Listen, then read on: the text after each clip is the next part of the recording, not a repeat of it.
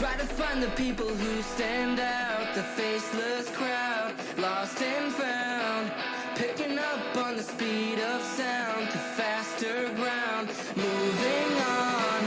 I can't hold back all the new progress, what I've done best, but how about now? Showing off all of the things you missed, all your interests.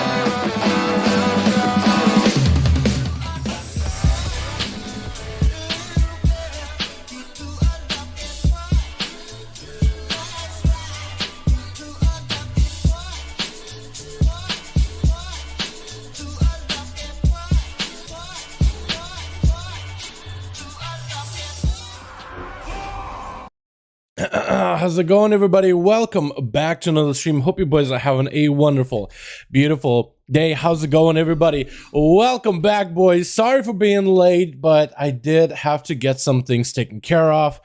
The video is processing, so it's going to be a little bit later.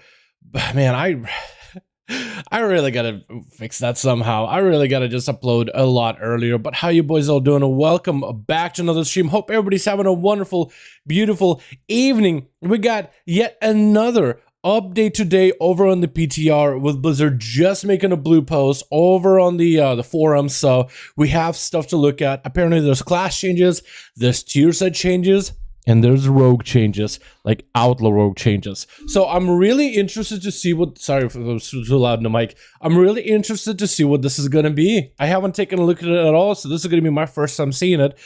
I guess the first thing I should check is to see if PTR servers are even up. Dal, how you doing? Cloud, how you doing, man? D, Woods, Double M, Dudes, and Peon, how you boys all doing? Happy It's Thursday? Is it? Wait, hold on. Is it Thursday? What the? Is it Thursday today? Where issues of authenticated servers. So apparently Blizzard is just we are aware of issues that is affecting our authentication servers, which may result in slow in and login attempts. Hopefully everybody's able to log in. Looks like there is a new update for PTR. We're just gonna let this thing happen in the background. Yo my god, how are you? How you doing, dude? Hope you're having a good one, my man. Is it Tuesday? Is it Wednesday today or Thursday? I thought it was Wednesday. Okay, you know what? Honestly, I don't even care. We got a new PTR update. Yeah, it's Thursday. Wait, huh? What? Wait, it says Wednesday for me. But I'm confused. I'm maybe actually somewhere. If you guys are, I guess, in a different region like Russia or I guess further into Europe, and it is getting to that 12 a.m., then it is actually Thursday. Yeah. Then actually it is. Yeah, I guess I didn't think of it like that. How you boys all doing? AJ, how you doing, my man? So, well, let me first do this. This is kind of weird because I'm talking here and I don't have music in the background. I'm just so into just having something rolling in the background. So let's play that song that we started the stream off. I don't know why I like this song so much. It reminds me of like my teenage years listening to, I said it yesterday, to like Blink 182 kind of stuff. I don't know why. It's just, this is the kind of stuff that I listen to. Wednesday? It's definitely Wednesday still. Okay, I was gonna say, I'm just all over the place. Okay, wow. I haven't been sleeping well at all. Yo, AJ, 45 months, my dude! We've been together for 45 months! Are you kidding me, dude? Oh my goodness, can we get a big old hashtag AJ for the continued long-term support, my man. I appreciate you, my guy. Thursday here? Oh yeah, I guess it is Thursday in some areas. Robert, how you doing, my man? It is Wednesday, Thursday, depending where you're at. Man, I'm so out of it, dude. I don't sleep ever. Tonight, I'm gonna probably take it easy with my with videos. I have an idea what I'm gonna be doing for tomorrow. Well, I guess with PTR update, I have that, right? But I think I'll take easy tonight for tomorrow as well. We don't have a raid tonight. We have a raid Thursday, apparently, which I'm not going to be streaming. We're just going to be doing KGZ and Sylvanas. I can't wait until the next raid tier, dude. Every time you stream on Tuesdays, every time I keep mentioning that I cannot wait until the next raid tier so you guys can join me for this tier. There's so many more of you in the chat that haven't been here for the raid streams, and being able to bring so many more of you into the next raid tier and having you guys, it's almost like taking you guys with me through progression. That's gonna be so fun. I'm actually so excited. So excited. Oh my goodness. What am I being linked to? What's going on over here? Who's pinging me? Oh, yeah. There we go. Let's go. Yeah, my guild is already spoiling with the Outlaw Rogue tier set is apparently getting buffed. Let's see if the servers are up. I want to log on. It looks like the build will change 42, 174. So the build did change, and apparently there's a lot of them this year today. So let's pull up the blue post of all the actual changes that they put up today. I want to see what they added. Just gotta go straight to the forums, see what's new, see what's different. If I can even see the forums. Please. There we go. Yeah, so they made a blue post. Apparently we do have changes this week. Let's take a look. Servers are down. Alright. So, we have ourselves the actual blue post with development notes. And this is gonna be the newest stuff. This is what got posted 24 minutes ago. So this is everything. What's up, you saw? How you doing, my guy? Hope you're having a good one. Chat, hope you guys are having a wonderful evening. So chat, while the PTR servers are down, I want to go over really quickly on the newest blue post. So let's take a look at this real quick. Hiya, here's the week's changes. Characters fixed an issue where male Knight of Death Knights were unable to select 3 newest faces. So this is the scowls. They fixed a lot of the scowl. They removed like the faces where they go, right? So instead of like going, it's like a normal mouth, which improves the looks of some of those faces because you see more detail. You see the wrinkles, you see like all those extra parts, all those small little things you normally didn't see because of the way that face is contorted.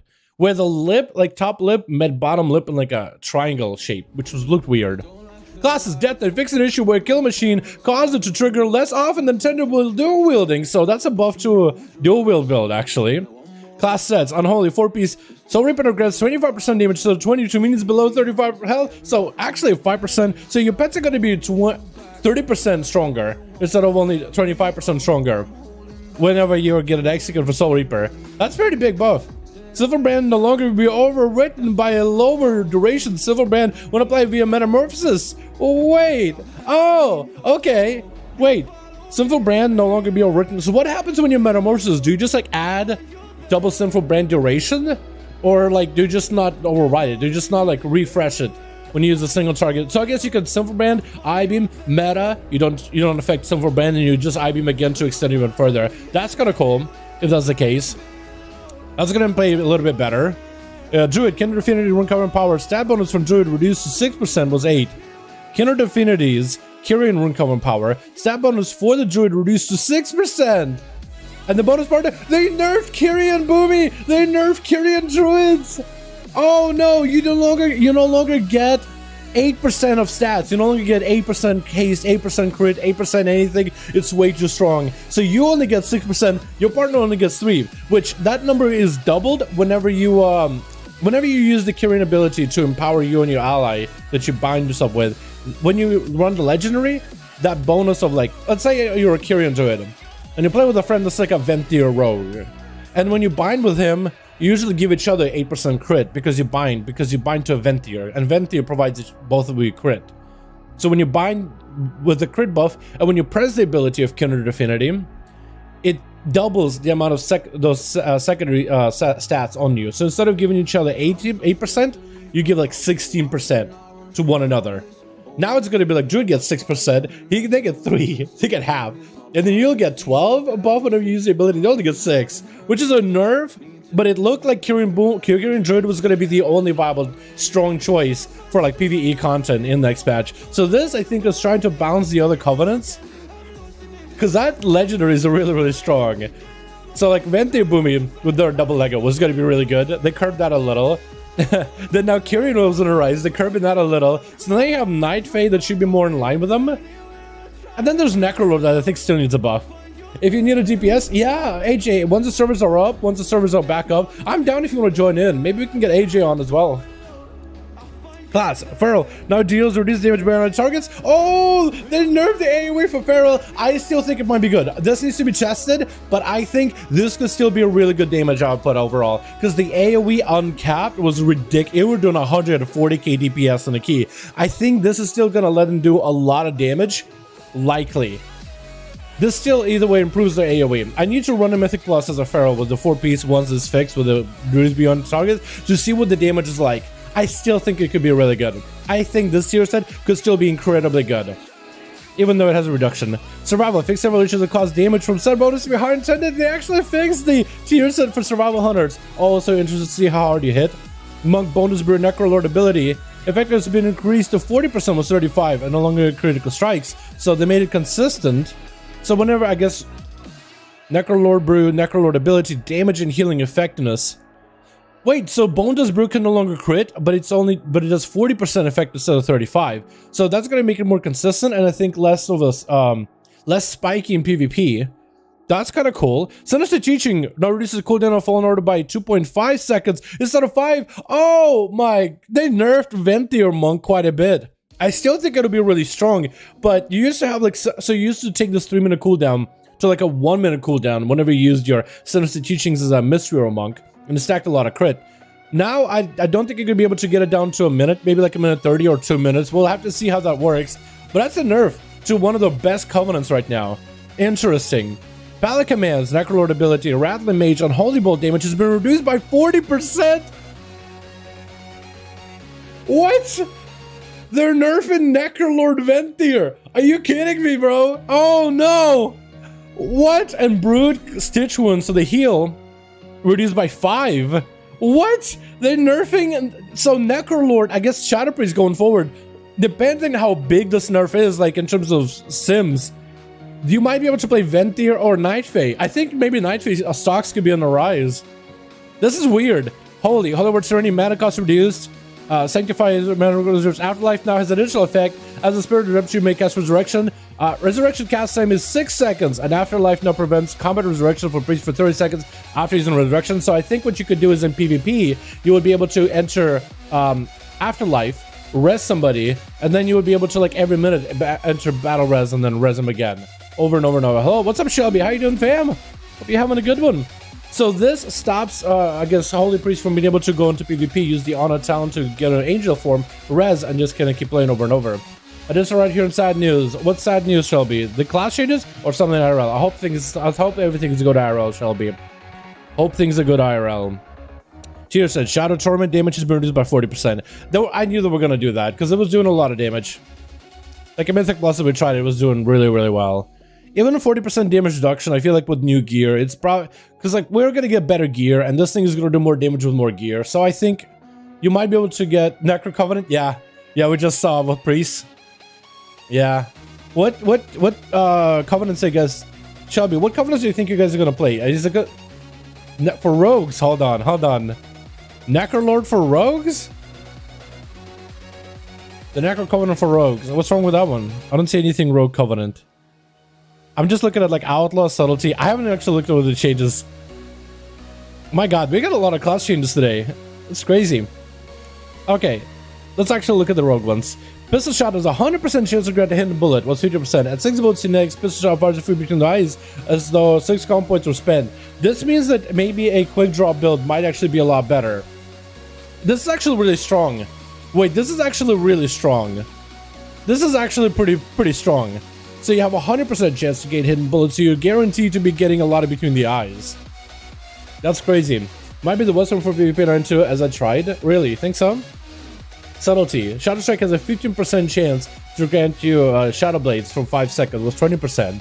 You finish most of the 3% chance per comm point spent Shadow Strike up, and your target was 4. So you'll be getting like what, 15% chance instead of a 20% chance? So this just reduces the frequency. Exactly. So this just reduces their frequency a little bit. So you're saying Rogue might, for Rogues, Necrolord Covenant might be the best for PvP? It is pretty good right now. The extra common points you get from spikes is not bad either. Shaman, at least in Dirge Conduit, recent changes have been reverted back Vesper Totem is back nerfed. Okay, the Vesper Totem was doing really good. So they're just like, okay, we're just going to bring it back again. Enhancement. Lava Lash mana cost reduced. Oh, so enhancement, because enhancement was spending a lot of mana on Lava Lashes. Crash Lightning has a low cost. Fire Nova has a lower cost. I think it's to make Kyrian playstyle better for enhanced, because you're spending quite a bit of mana on your abilities. I'm a DK man. I'm really glad to see they got buffed. Yeah, with the tier piece for the Unholy. And I guess in a sense you do get a buff for Frost as well for dual wield, which I guess is good. I'm gonna skip this song. It's not a bad song. When Fury mana cost has been reduced. So this is good that they reduce the cost for enhancement. I think this is gonna allow them to maybe potentially play Kyrian in the future, because you do need some heals in order to prog the Kyrian Lego. We don't know if that's exactly what they're gonna be playing, but I think that's what they're trying to facilitate here. Warrior, Fury, 4-piece now appropriately grants Crushing Blow, Bloodbath, Reckless Abandon is talented. No longer grants Future Rage and Reckless triggers while Reckless Abandon is talented. Wait, so you actually, wait, Fury actually does no longer get Rage, but instead it get Reckless Abandon. Wait, that could be actually kind of good. That could be still good. That could be still good, because the interaction actually kind of works. It makes sense. And I guess this is the Wowhead version. Up to 20%? Wait, Blind Faith is capped now. Oh, that's new. That wasn't in notes. So this is capped. Okay, interesting. For Restoration Druid modifier, did they add Sunfire? Wait, Sunfire got added to their aura? Wait, so Sunfire was never part of the aura, so is that like a buff to damage? Getting Refinity gives you reduced resources. Wait, you actually get more mastery though. I guess you are in the new patch, so master adjustment would make sense. Can you link the WoW notes? Yes, I can. Yeah, here we go. If you guys want to read for yourself.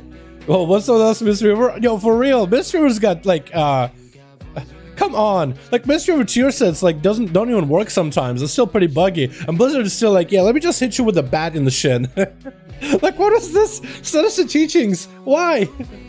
I think they're just thinking that, oh, Mystery River is gonna run away with Ventier, so let's nerf her a little, make other covenants more appealing. Maybe that's what they're trying to do. I need to talk to a Mystery River buddy of mine. He might know this better than I would. Yeah. You Mystic Portal. Mystic Portal. Okay, that's cool. Change that a little bit. It looks like Holy Paladin buffed 6. I think it's from the last change, so I don't think that's new. Afterlife, I think, is a fix mostly for PvP. They almost... Poor Rattling Mage. Poor Rattly Boy. Bonus Brew. Yeah. Man. Splintered Elements, 12 seconds. Is that new? Oh, I think it's from last build. Yeah, this is a lot of changes. For the next season, I'm really excited. The Glad Red Mount is just beautiful. Yo, hell yeah. Hell yeah. We got the red mount for the Mythic Blusters. We got the red one for our Gladiator boys as well. It does look really good. It does look cool. They should have done huge like colors with them, right? Should have been a purple with like purple flame in the wings or something too. That would have been awesome. Or like an icy one. Like really just make it fantastical. You know? Sup my dude, and chat, what's up? Got Jordan, how you doing, my man? Yo, PTR up? No, still not. Yeah, this is a lot of changes. Blizzard is actually changing things quite a bit. Is it bad to throw my vicious saddles away because I have no more space? I mean, at this point, if you have that many vicious saddles, put them in the bank. You never know. Like, maybe they'll just add a bunch of other mounts and you can buy the saddles. Put them, like, in the bank slot somewhere. Or use the void storage. Just in case. Because, you know, what if they add a bunch of mounts all of a sudden? Like, old mounts or, like, mounts you couldn't get before. And now you have, like, and there's 6 of them and you have 6 saddles waiting. You never know. Things like that, like, this is where you want to be a little bit of a hoarder. Professionals in main skinning, mineable, and gathering enemies can now be skinned, mined, and gathered by all players who engage the enemy and have the correct gathering skill. In order to help make skinning a more group-friendly experience, we have adjusted skinning rules. Majority of skinnable enemies now, so multiple players can skin a mob. Oh, that's going to be pretty big for, like, skinning professions, I think. Interface. Arena groups and arena fighting can now party member specialization and muscle tooltip. Oh, that's cool. Mythic Plus rating chat links can now show the player's highest rating from previous season. Quest log displays a clock icon next to the quest at a time remaining counter. That actually, I saw that recently on PTR with the time remaining counter type part of it. The gold, silver, and copper coins have been adjusted to be more contrast from each other in the background. Okay. Let's see what that looks like. Toys that enchant your weapon appearance that correctly show the original enchant or illusion enchant on your weapon. I don't know what that does. Oh, Kyrian got nerfed. Okay, Boomy. Yeah, Kyrian Boomy got nerfed a little bit. Oh, Kyrian Druid in general got nerfed. Good evening, everyone. What's up, Sam Bully? How you doing, fam? As soon as the PTR is back up, boys, I want to test all these changes. Man, I'm actually excited about this rogue one. Pistol shot 100% chance to grant hidden bullet. This is going to be pretty good for PvP when you're like at range from somebody. You can just kind of get a big old pistol shot set up, really build up for between the eyes combo, and then you go for the kidney shot, and then when you go next set up with between the eyes, it's another pistol shot, and then maybe another pistol shot proc. You can have double back pistol shots with more of a guarantee. What do you think about cross-faction PvP and PvE? I'm excited about it. I think it's going to be good for the endgame content. I think it's going to be great for players that want to push Mythic Pluses, push arenas, and push raids. I think it's... I hope they still continue the whole, like, importance of factions. And I think it's good that you should still be able to fight somebody, like, if you group up in Mythic Plus for WoW mode, I'm perfectly okay with Alliance and a Horde, grouping up together to defeat a common foe. But once I'm inside of the dungeon, I want to be able to clap your cheeks because you're the opposite faction. You know what I mean? Like, that's what Alliance and Horde has always done to one another. Whenever a big, great new foe arrives, you band together, even though you really don't want to. You have to in order to fight the foe. But, Holy Paladin tier change? Wait, really?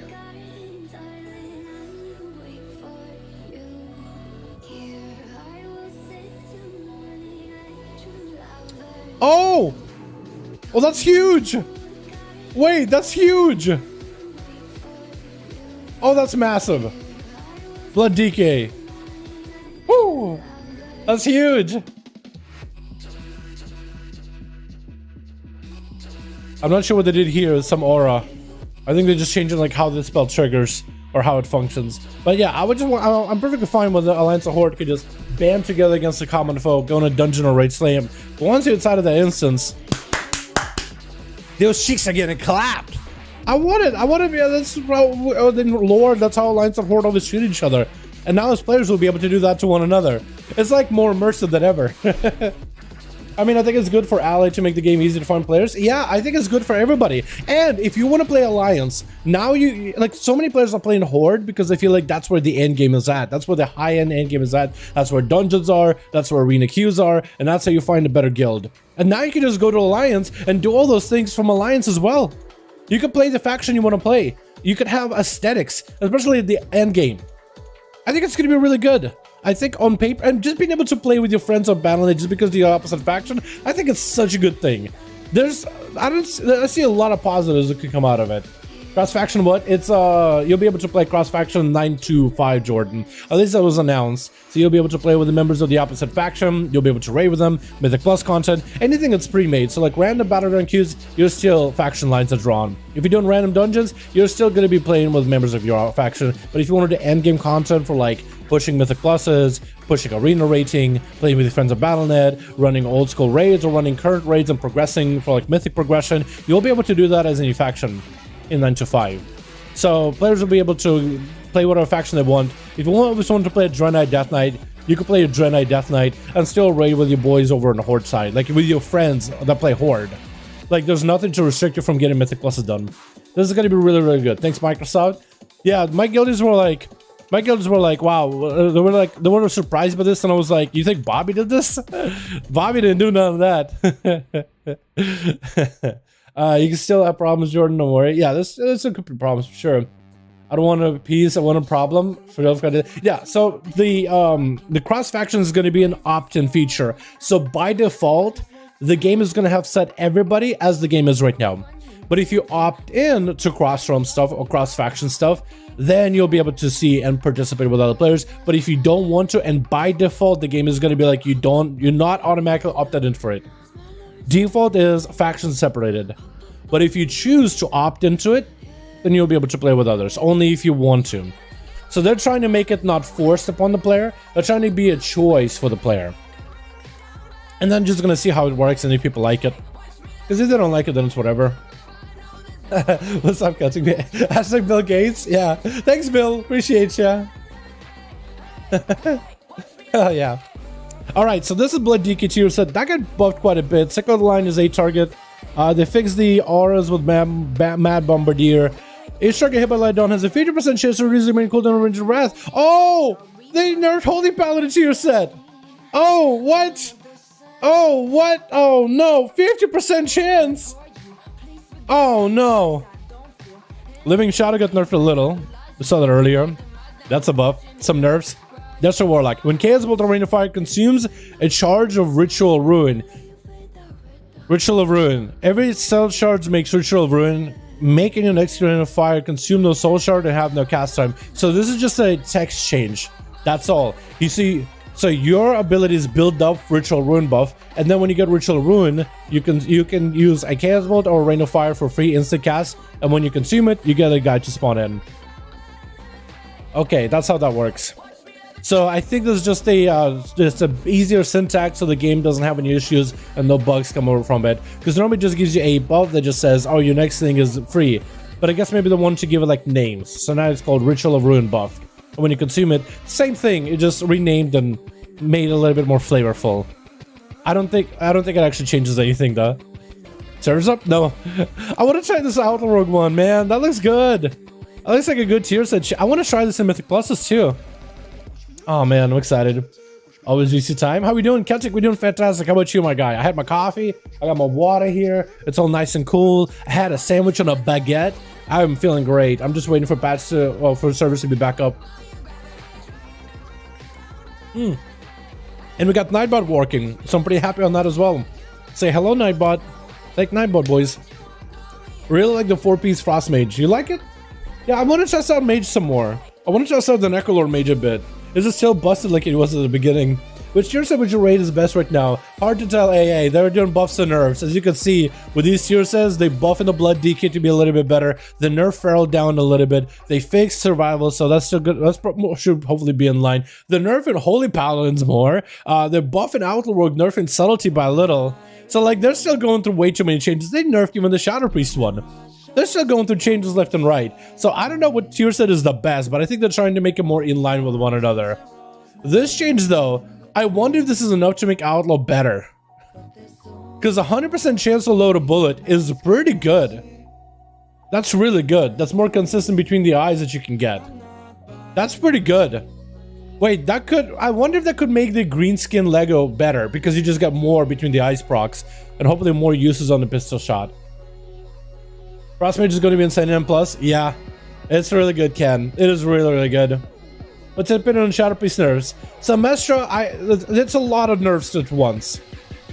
If it was just the tier set nerf, I said immediately when I saw the tier set nerf that most likely with better gear, this Living Shadow will still do pretty good damage. It's just maybe it's doing a lot of damage right now at low item level, and at higher item level will do even more. So that was going to be more like it's a proportional nerf, but it's still going to be good once you get a best in slot high-end gear. However, together with their Covenant stuff, like Necrolord getting nerfed, that's quite a significant nerf. And I'm not really sure. I think I want to give it some time and maybe talk to a Shadow Priest friend of mine, like actual Priest, because he'll probably be more in line and he'll probably know more from like the Shadow Priest Discord how much of a nerf that is. I think what this is going to do is open up potentially opportunity for Shadow Priest to play Night Fame, maybe Vent. I doubt Venthyr, but like maybe any other Covenant. I don't want to say Kyrian because Kyrian has not really been like a Shadow Priest strong suit. It can work. That's what I like playing personally, but it's never really been all that strong. So maybe Night Fame. Maybe Venthyr. I doubt it, but maybe Venthyr. Probably not. Probably Night Fame because it's good for AoE or single target, where Venthyr is just only one ability on single target. You know what I mean? So I don't know. I think it might end up being like with better gear, it won't make a difference, and you'll probably end up playing Necrolord either way. Or it's just going to be maybe like Night Fae and Venthyr, or Night Fae and Necrolord are a little bit closer for Shadow Priest. It's too early. I don't play a priest, so I wouldn't be able to tell you. Like if you ask me like how good is this for Outlaw Rogue, I can tell like a billion ways how good it is, and I need some testing, but like some of the ways I think it could be good, where we could swing, which way we could go. And Subtlety, I could tell you a little bit about that too. But like with Shadow Priest, that's a lot of changes all at once. You know? So I really don't know. I really don't know.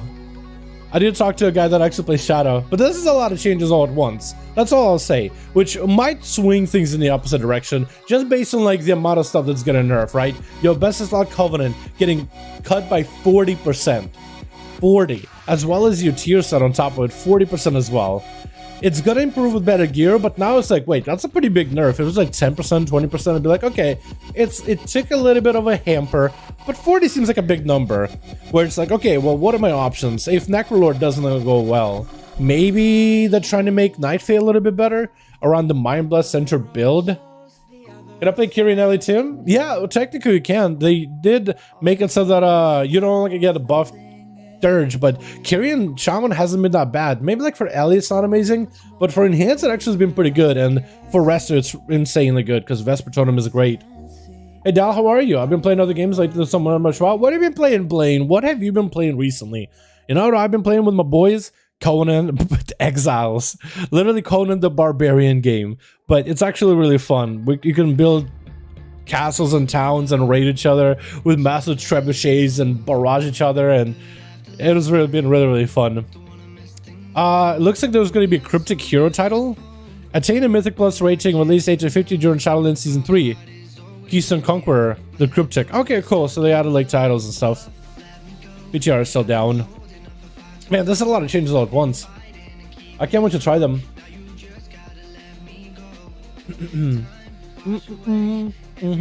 I think Kyrian is going to be OP for Frost Mages. Really? It might be for single. Actually, no, it's really good for AoE too with the Kyrian Lego, right? It actually might not be bad at all because you Icelands quite a bit. What's up, bro? What's up, Joel? How you doing, my man? Hope you having a good one, my guy. Hope you're having a good one. I played some Dead by Daylight. That's a good game.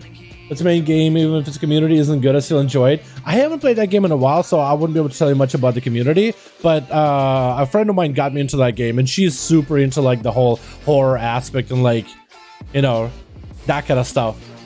So I played it before. It's really fun. It's thrilling. I'm bad at it, but I'm not really big into horror titles, but like having like a guy chasing after you and like somebody who could just mess with you, it's fun. It's fun. I'm really bad at being like the killer in that game, but it's really fun with friends. Dude, survival nerf? So survival nerf isn't really a nerf, they're just fixing the tier set because it was broken. Corey, your tier set was broken. It was doing way too much damage. It was like, instead of doing 80% more damage, it was doing like 130 or so. It's like 1.2 times 1.5 times 1.3 times 1.5 or something. It was like multiplying things way too much. So many changes, yet no red tier set change. It's nice how palace are treated. That's true, Atha. Well, it looks like BLIZZ decided to take the bat, and also not only did they shin, they slammed it into the shins of monks, but now it looks like they're also beating the shins of holy paladins too. So, yeah, always the most fun with friends. Yeah, for sure. Genius title, yeah. New award title, the Cryptic. The Cryptic, yeah.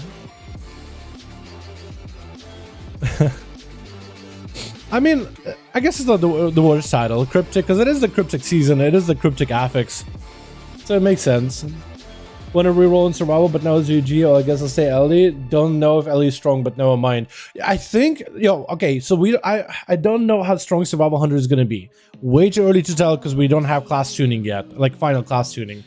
I think the tier set for survival still looks good, even if it no longer does like incredibly good damage.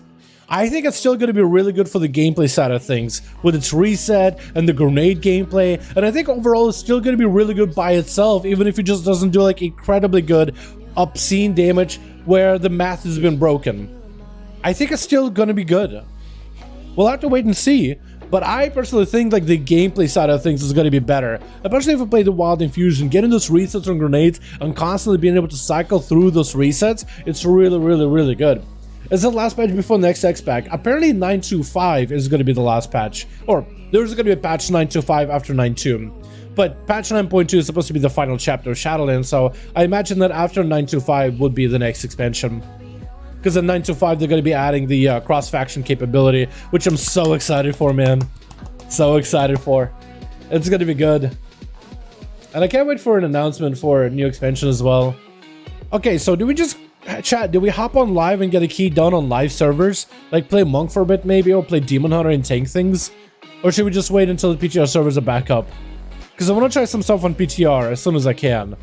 That's all I want to do, man. What do you think about banning the boosting communities? It's an interesting change, and I think a lot of us were surprised when Blizzard banned them. Well, one thing I can tell you is Illidan, the server of Illidan, you can actually read the trade chat.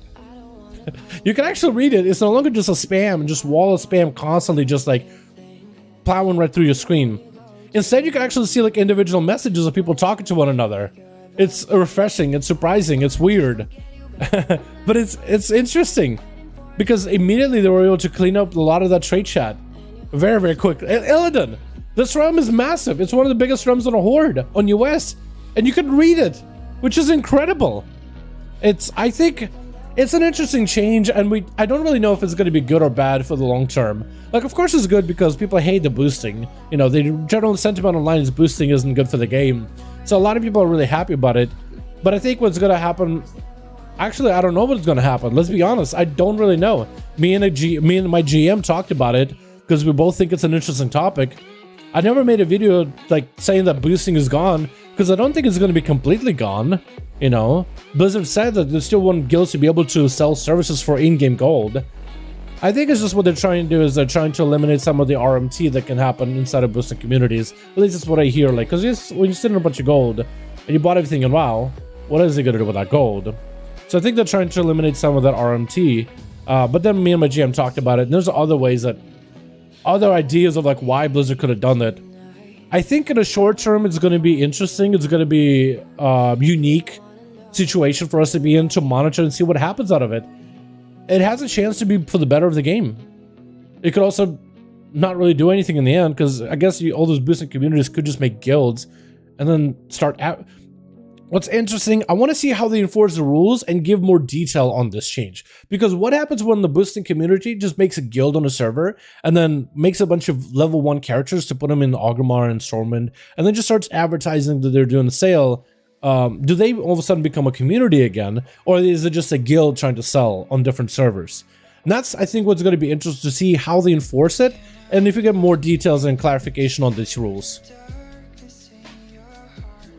I think I made a mistake, Dal. Faction swap and blood DK so I could finally try Void Elf Raffle, only due to the faction stuff in 9 to 5. Yo, Hunter, if you swap, you might be able to open up a ticket to Blizzard and be like, hey, I made a mistake with a swap.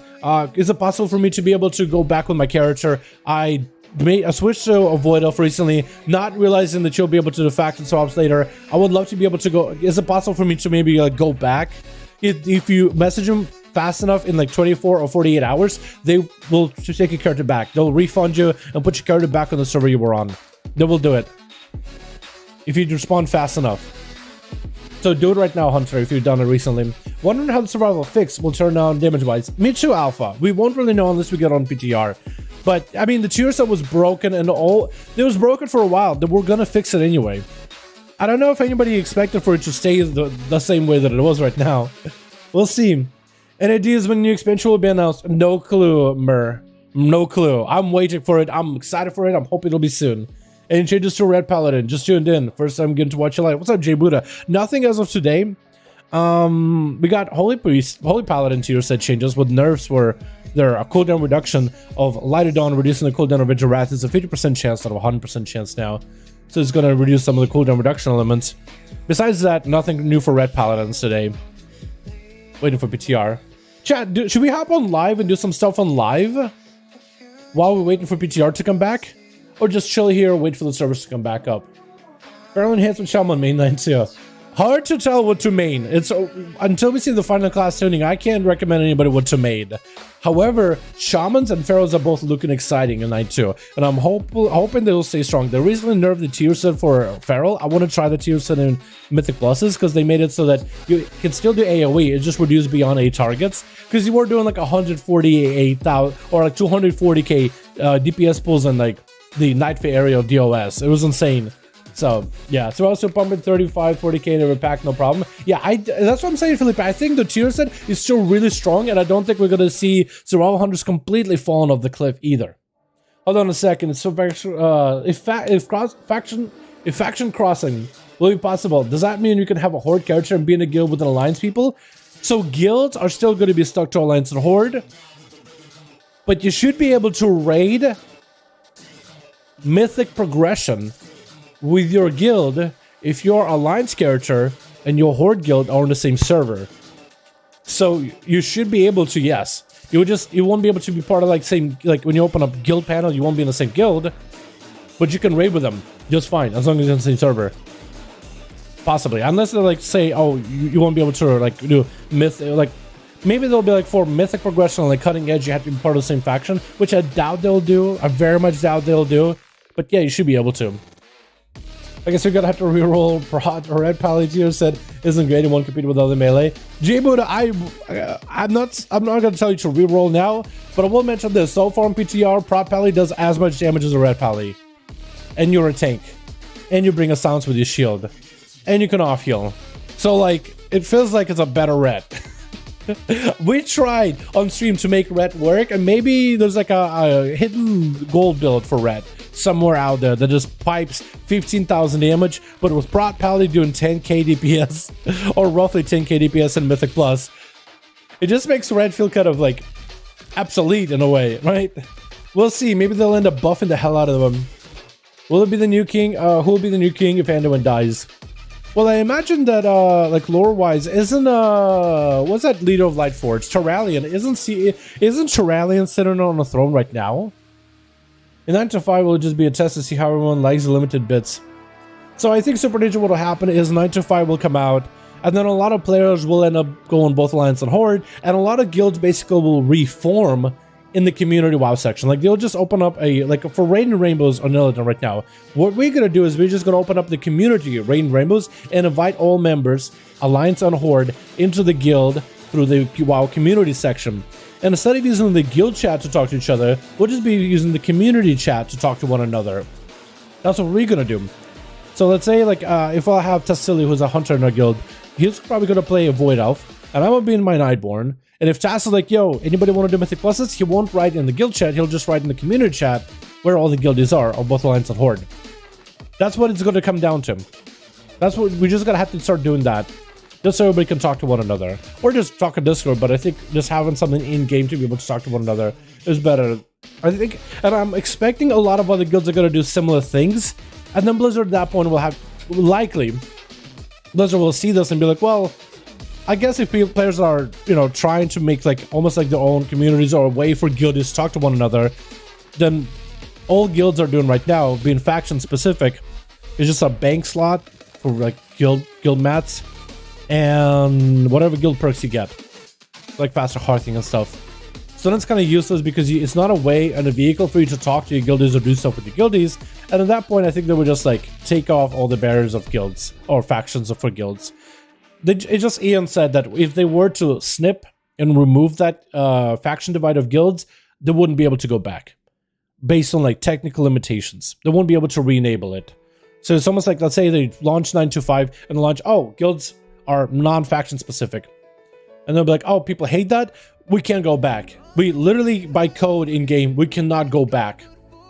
So I understand that they want to like roll it out slowly. Let's get a version of the game out with some aspects, see how it works, see if players like it, and if they really, really like it, and they really want it to be like guilds, you know, cross-faction, then all right. Well, that's what they want to see. So I understand them trying to take baby steps about it. But I think I also understand that a lot of people already see like the benefits of having guilds be cross-faction, right? A lot of people are like, they're expecting that it's all going to be cross-faction anyway, so you might as well flip the switch now. Spaghetti all over the floor. Yeah, WoW code is spaghetti code for sure. How's Demon Lock looking? We actually never got to test out Demon Warlock on PTR, which I want to. I really, really do. I said maybe there'll be some Kultiran tanks, and yeah, Kultiran tanks could be a possibility for sure. Is MM100 going to be an M+? What Covenant people are using? MM, I think, is going to be a strong M+ player, ST. Covenant, I think you guys, Marksman still might be Kyrian, or maybe even Ventier. Ventier looks pretty good too. So low popping keys. Drop ticket, it was a faction legend shoot 2 hours ago. It's so low popping keys, it's such a challenge. It just, yeah, it is pretty difficult hunter on Alliance to do keys. I swapped my characters to Alliance at some point in BFA, and it was pretty challenging getting some keys done. It's a little sad, but it's okay. Will Ally Horde be able to mix together in BGs? In RBGs, yes. In random BGs, no. In the cross faction thing is going to be a opt-in feature. So you have to like select a checkmark and be like, okay, I want to be part of this. I want to participate. So by default, random battlegrounds, random heroic dungeons, skirmishes, they'll be all faction separated. But if you opt in for like Mythic Pluses, you're pushing keys, or if you opt in for arenas to be able to push arenas together with a buddy, or if you want to opt in to do RPG pushing or raiding, you'll be able to opt in to do end game group content. But anything like where you just LFG it up, like LFR, random heroics, random battlegrounds, they're going to be separated by default to factions. Because I want it to be not forced upon the player that factions are all of a sudden united, because you know the game has been like factions are divided for so long and so many people are going to be like weirded out by it. But if you want to, you're going to be able to. It's an opt-in feature, but it's not a default feature, which I think is probably the best compromise they could do with it. But that's just me. LG raises are hard to get an ally to, especially if you play weird hours. Yeah. Help out will be good. Yeah, the tier set is pretty good fatality. How you doing, by the way? Do you think they are foreshadowing something with the cross-faction LFG? I don't know. No, not really. Because for expansions and expansions, Alliance and Horde have band together to fight common foes. TBC, Wrath of Lich King, Cataclysm with Deathwing, Miss Pandaria with Sijo Agumar. What is it? WAD with the Draenor Orcs and the demons at the end of it. Legion with the Burning Legion and Argus to destroy all worlds. And I guess Sargeras too. BFA, I guess Ajara and Azoth were band together. As well as Shadowlands were band together against the Nothrius. We're band together against, what is it, the Jailer, Sylvanas. Like everybody bands together in the end. I don't think it's anything that's been foreshadowed. We're going to see like interaction between Alliance and Horde. I think it's just like, we've been doing it for so long, like, might as well allow players, at least in the end game, to be able to play together. At least friends to be able to play together. I don't know how questing is going to work. They're not even sure how questing is going to work. Like, out in the open world. But we'll see. Question is, should there be, why are they crossing it? Maybe some players stop playing? I think people have been asking for cross-faction for the longest time.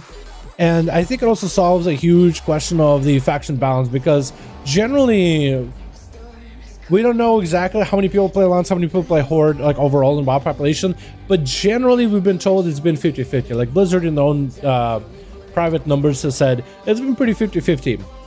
It's just at the high end, like pushing Mythic Pluses, pushing the raiding, PvP, the end game, at the high end, like in the most difficult challenging parts of it, generally swings more favorably towards Horde. There's more people on the Horde side doing the end game.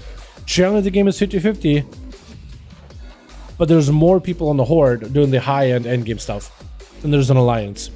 So you have this faction balance where it's like, okay, well, it looks like if you want to do push keys, you gotta be Horde. If you want to get a more competitive guild, the more options for competitive guilds, you have to be on the Horde. If you want to push arenas and have more partners, you have to be on the Horde. So then you transfer Horde. Then your transfers go Horde. And then more people go Horde. And then other people feel like, well, if I'm sitting on Alliance, I'm missing out on a portion of the game, so I have to be Horde as well. So this would eliminate that need, and at the high-end game, you can be whatever faction you want on. I think that's what they're really trying to solve with this. Could be wrong. It's a good place for Fae Blood DK. Fae is actually should be good. Fae should be better. Chat, I'm gonna hop on live since the servers are down. I want to hop on live for a bit. I don't know what I'm gonna do on live. Maybe I'll run around Orbos. Let me know once the PTR realms are back up. Actually, I don't even know if I'll be able to log into live, because apparently there's like issues of people being able to even log into WoW. Fix faction and bounce on a single stroke. Yeah. Like, they could just go and like start buffing Alliance ratios and there's the Horde ratios to try to fix it. But then it's like, if you end up over buffing and over nerfing, then people are just going to swing all the way from Horde all the way to Alliance. And then you have to do it again later in another expansion and then try to find a balance. And this way you can just like, okay, you know what? Play whatever you want. You can play with your friends, but you can play whatever you want. Maybe that's what they're trying to do. Let me check back with, I think my Demon Hunter and my Monk should have a weekly vault. I think I did one last week or week before that. I could be wrong. They're just trying to stem the bleeding on our team, and it's a huge of the game. Some of the bleeding, the RMT, and then it's huge. I think the RMT side of things is the boosted community. For them trying to nerf them. Oh god, UI. I extend my UI for some videos. Yeah, let's see if I get anything good. Because these guys, my Demon Hunter and my Monk, still haven't gotten any good gear in a long while. And you know what? I think I am going to switch some characters to Alliance. Yesterday we talked about on the stream how cool it would be to play Draenei. I always wanted to play Life for Draenei. I thought it looked fantastic. Females and males. And I'll be able to. I might just do that for a character or two. And that's a good ring. I just switched out of the socket, but that's a really good ring. That's a lot of stats. Or like more than a week ago. Do I have more than one thing from a vault? Because I wanted the ring. Okay, that's all I have. Let me see what the Monk got. Because I'm waiting for the PTR servers to be back up, boys. I don't really want to get into a Mythic Plus key. So maybe we should go and level another character while we're chilling. So I was not a savage to run the 0 War Horde versus Alliance, so I make it. Sylvanas is not savage and Tyrande is 0 War Horde versus Alliance, so I make it. I always enjoy the fact that there's factions in World of Warcraft. At this point, I think every other MMO and every other game tries to remove factions the best as they can. And I think in that way, it ends up making WoW unique. Because they continue in the faction struggle. And I always enjoyed the idea of like factions in World of Warcraft in general. I don't want them to completely abandon it. Like, it's one thing to have Alliance and Horde help each other, but still retain factions, compared to not having factions in the first place. I feel like WoW would lose too much of its identity if you just remove factions over That's an agility staff with a lot of haste. I know that's not what I wanted, but I guess there it is. What the? I got a weapon, boys. What the? I got an endgame weapon. All right. Apparently I got a staff. I hate how it's haste, but I did get a weapon. What weapons did I have for my melee? For my 242? I think this thing is still better. I just got dual wield, and now I got a two-hander. I think this two-hander is better for Windwalker and Brewmaster. Huh. Technically, you want to be dual wielding, because that's going to be better, because you have 2 enchants instead of 1. But damn, let's go. 2v2 weapon, boys. Well, the Monk got a pretty big upgrade for DPSing. I wish it was like a staff that could also have intellect on it. But the agility, it's got a lot of haste and Versa, which would have been amazing for my survival, which I think my survival already has that, actually. Collector's Pulse Staff from, like, what's her face? Zyxa, I think it is, in DOS. Either way, that's good. So I was now best around the sister. It was the most fun class spec for 9.2. I wanted to return to WoW, but I'm not sure what to play. Sebastian, there's a lot of them out there. There's a lot of good changes coming out of 9.2. I think I'll review all the class changes when we have more of a closer announcement. Like whenever we have an announcement for like when we know patch 9.2 is going to be coming out. I think that's what I will do. Yeah, so there's a lot of good options and a lot of playstyle choices. There's a lot of things to look forward to. But for now, I think it's way too early to recommend anything particularly, to be honest. That's mean. There's a lot of good choices, though. I think there's a lot of specs that never really were considered good, that have a potential to be. What is this? So they have a splash screen for Season 3 release day. Splash screen for patch 9.2 release stuff. So they don't have a release date, but at least they have a screen for the splash screen. I mean, if they have a splash screen ready, then they have to have a release date ready, right? Copium. Looks pretty cool. Berserk Mortis. The Jailer. That looks really cool. The new affix, the tier sets. That looks pretty good. Okay, let me actually just hop off this for a second and just check PTR again. Maybe it's back up. Maybe it's back up, right? Never know. Because I want to test out the new PTR changes as soon as I can. Feather Green Orb Shoulders and Transmog in a Monk. The Green Orb Shoulder. I should. I don't think I even have it, AA. I should try it, though. I want to make it like one with the Orby, like, tier pieces from whatever. Is Spectre Target everywhere? Yeah, it is. I think it's because a lot of people just get 6-month WoW subscription for WoW. Especially the plans to play in the future. Are they up? No, they're not up. I want to get on PTR as soon as it's up, man. As soon as it's up. Because we've been shortly about flying in 9.2. I don't understand it well. So flying in 9.2. You'll need to complete Chapter 5 storyline.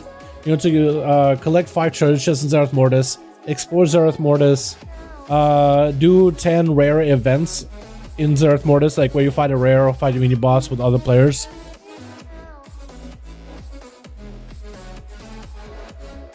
And I forgot what else you gotta do.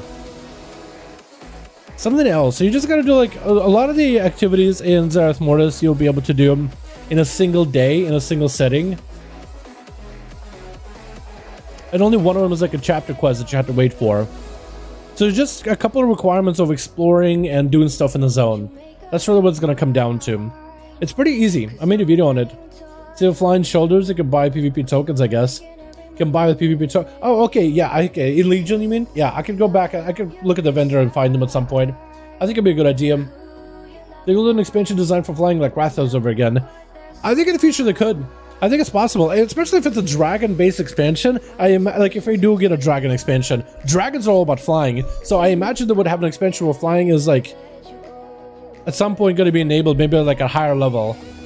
Maybe like you're going to be at low level and you'll first explore the zone on the ground, because they really do put in details on the ground. The reason why in Legion you didn't start with flying in BFA is because they put a lot of detail and attention into what you see on the ground. In Legion, there were so many nooks and crannies, hidden stuff. Everything had like a hand touch to it that they wanted for you to explore. They wanted for you to be able to experience it, because there's a lot of stuff that you will just miss if you fly over it. But if they plan the next expansion with flying in mind, they can maybe focus that detail elsewhere instead of like making it all like scattered on the ground for you to see and explore. They could like create it more specifically, like in almost like panoramas of you go here and enjoy this panorama, you fly here, you enjoy that panorama, right? So we could see that in the future. Depends on how they design the world. And I feel like in Legion and BFA, even though people didn't like BFA, I like the detail they put on the ground. There was a lot to do on the ground. There was a lot of exploration on the ground. It was well designed for like the questing side of things. It had a flow to it. So if they change the flow in the next patch, then yeah, we'll see. We'll see, maybe. Oh yeah, like the stream, boys. Yeah, like the stream, boys. Nightbot is telling you guys to give the stream a thumbs up, and so subscribe if you watch the stream anyway. Hit the bell as well while you're at it. Appreciate you, boys. Yo, chat, can somebody let me know when the PTR is back up? Can you guys let me know when the PTR is back up? I'm just gonna get back on live for a second. I'm just gonna go and buy this PvP shoulders real quick. I just want to do something while we're waiting for the patch PTR to come back up. I don't want to get into a Mythic Plus key in case the servers come back up. I'd be really, really sad. I'd be really, really sad if I do get in a key, we just started, and then the thing begins. Unless we get into like a low level queue or something. In German sub. PTR? Wait, you're saying PTR is up right now? What? Yeah, so I could see them do an expansion in the future where they do like flying in mind. Now give teleport quest, open map, click quest, and instant teleport quest. Oh, I wouldn't want something like that. I think a lot of like Korean MMOs and Asian MMOs do that, where it's like you just like be like click, go to this quest, and the game will like autopath you. And there's even some games that'll just teleport you to the questing zone. I wouldn't want that. No, I want the game to have exploration. I want to be able to go explore and look at stuff. I want to be able to have that sense of wonder. I think it's good. I don't know if it's worth skipping all that. I don't even think it's going to be good game design in the end either. I don't have a Dalaran portal, do I? Man, I never did Dalaran in the opening with this guy. I just gotta level this character away from all that. Actually, I leveled this character, I think, through... What did I level him through? I don't remember. I don't remember if I even leveled this character when we had like the new... Where's Dalaran? This is supposed to be Dalaran you can get. I don't remember if I leveled this character when the new leveling systems were enabled. Like during NBFA, we could do chroming time stuff, or if I did something else. But I never get the Dalaran Hearthstone. I don't even know how to get one. I think I have to do like the Dalaran intro. So maybe it's as simple as talking to the guy outside of Orgrimmar. Maybe I should have checked that first. Let me go find the vendors, see if I have it. I don't think I have any marks of honor on this character. I'll need to send some over, but I just want to look at him. But yeah, boys, let me, if somebody can be on PTR, let me know if the servers are up. Let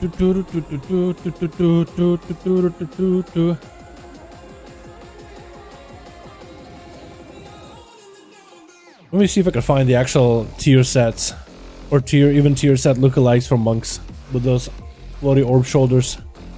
These ones? I know there's a PvP version of these. I like the red. It looks alright. I'm not a big fan of this color scheme. I like the purple though. And the hazel. I actually really like that color scheme too. I don't know. I'm not a big fan of like the actual armor, but I like the shoulders. I feel like there's a lot you can do with the shoulders. Just are literally random floating balls. They don't look bad at all.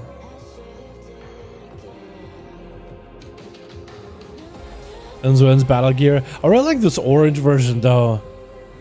I think it actually looks a little better than Mythic. Is it just me? Is it just me? I like orange. Alright, let me see if I can find it here. I think it's over on the other side. Is it you that I talked to? No. I think it's one of these guys. Oh, there it is. Yeah, so I could buy that. I just need 12 marks of honor.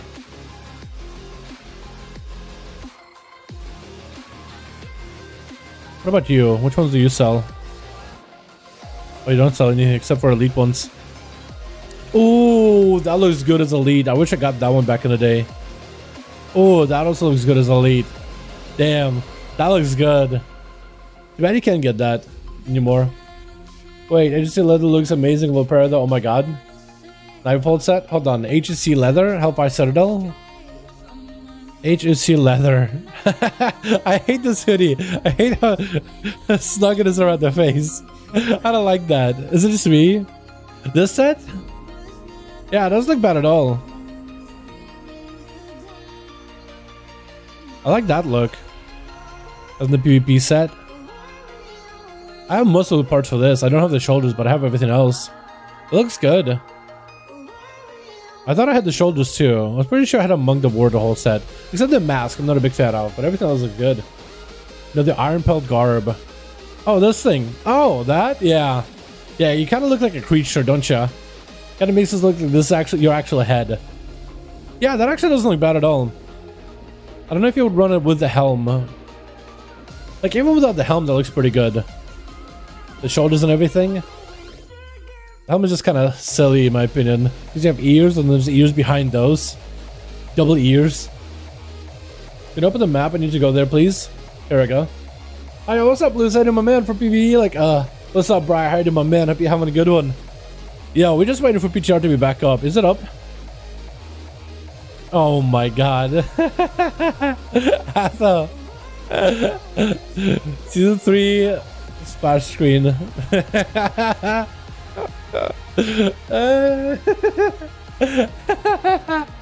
looks good. This is what Athens is posted on disc. By the way, join our Discord if you haven't yet. Ninebot! Tell them about our Discord real quick. Damn. What's up, Nick? How you doing, my man? Hope you're having a good one. Boys, so far we've just been kind of AFKing, waiting for the PTR to be up. I want to get into Mythic Pluses. Oh, man. Yo, the fact that I can see outfits and stuff in the trade chat is awesome. Look at these, dude. People are linking outfits. Look at that. Look at that. Trade chat and it's actually readable. And people linking mogs and stuff. Let's go. Look at these, dude. This is cool. Willing to sell wizard mog set. Oh, that's kind of cool, actually. Somebody actually willing to sell sets. Wait, that's from islands and stuff, isn't it? That's pretty cool, actually. Willing to sell sets. That's interesting. What does that check them out? We have no idea yet. They didn't announce anything official at the moment. At least not yet. Oh, that's a good looking mog. A Nightborn? That looks cool, dude. The gold and stuff, it looks regal with the weapons as well. Those are good. Chat, what are we doing, man? Do we do a key on live while waiting for PTR? It's just I'm afraid as soon as we're done with the key, as soon as we start a key, the PTR servers are going to be back up. Like, I'm patiently waiting for PTR realms. Not bad, been a while away considering coming back. Cross Faction plays a small change, but hopefully plus the purchase from Microsoft. Hey, what's up, Nick? Hey, I think the cross faction is going to be huge. I'm very, very excited about that. Very excited about it. I think it's gonna be awesome. I'm super hyped. Very, very hyped. Alright, let's see PTR real quick. Chat, can somebody just hang out in PTR and let me know, like, when the PTR is gonna be back up? Like, as soon as it's up, can somebody just like chill in PTR and just tell me as soon as it's up so we can test the new stuff? Because I just want to do something on live, man, while waiting. Like, I have an alliance character that I've been leveling in my free time, you know? So I just want to do like a dungeon or two on that character or something. Then I'll change to back to hard. Yeah? When do you think that is gonna drop? No idea for now, right, boys? Get hammer. I think it's gonna be in Feb, or maybe like late Feb. Hopefully the earlier the better. And then testing solo queue arena is huge. It's really promising. Yeah, I'm hoping solo queue will work out as well. I'm glad that I've been able to test it so far. There's a screen so you guys can see PTR. Silver Fringe is nice for meta. There's no reset. That is fun. Yeah, I actually cannot wait to test it out as well, Camille. I cannot wait to test that as well. Issues I don't know I want to play anymore. That's a good, you know, that's probably a great problem to have. Being excited to play something and not knowing what you want to play.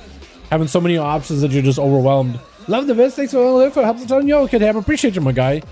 Always happy to have you, boys. Thanks so much. Would you say Necro Red Pally is welcome for M+? I think it's gonna, it should be not bad. I know that Kyrian is really good for like the hammers and stuff and focus damage, but I think Kyrian, I mean, Necrolord offers more bursty AoE damage and actually pretty decent single target. I think they're both kind of close. Like, I like Necrolord overall better. That's just my personal playstyle though. I need to try Kyrian at some point with their Lego. I think their Lego could be really, really good at. Look, also on Ali, are you leveling? Warlock. I've just been kind of leveling alts from time to time. What I've been doing recently is just like whenever I'm waiting for a video to render in the middle of the night, I'll just level another character. Like the last few weeks, I've been leveling a Feral Druid because I think it's probably the best way you can learn a class. I've always been playing Feral, and like in Mythic, in Shadowlands, like playing Feral, you play the Night Fae Necrolord, Night Fae Feral. And I always had a problem like managing my energy and bleeds as Feral because the slower pace spec, and I just couldn't really wrap my head around it all that easily.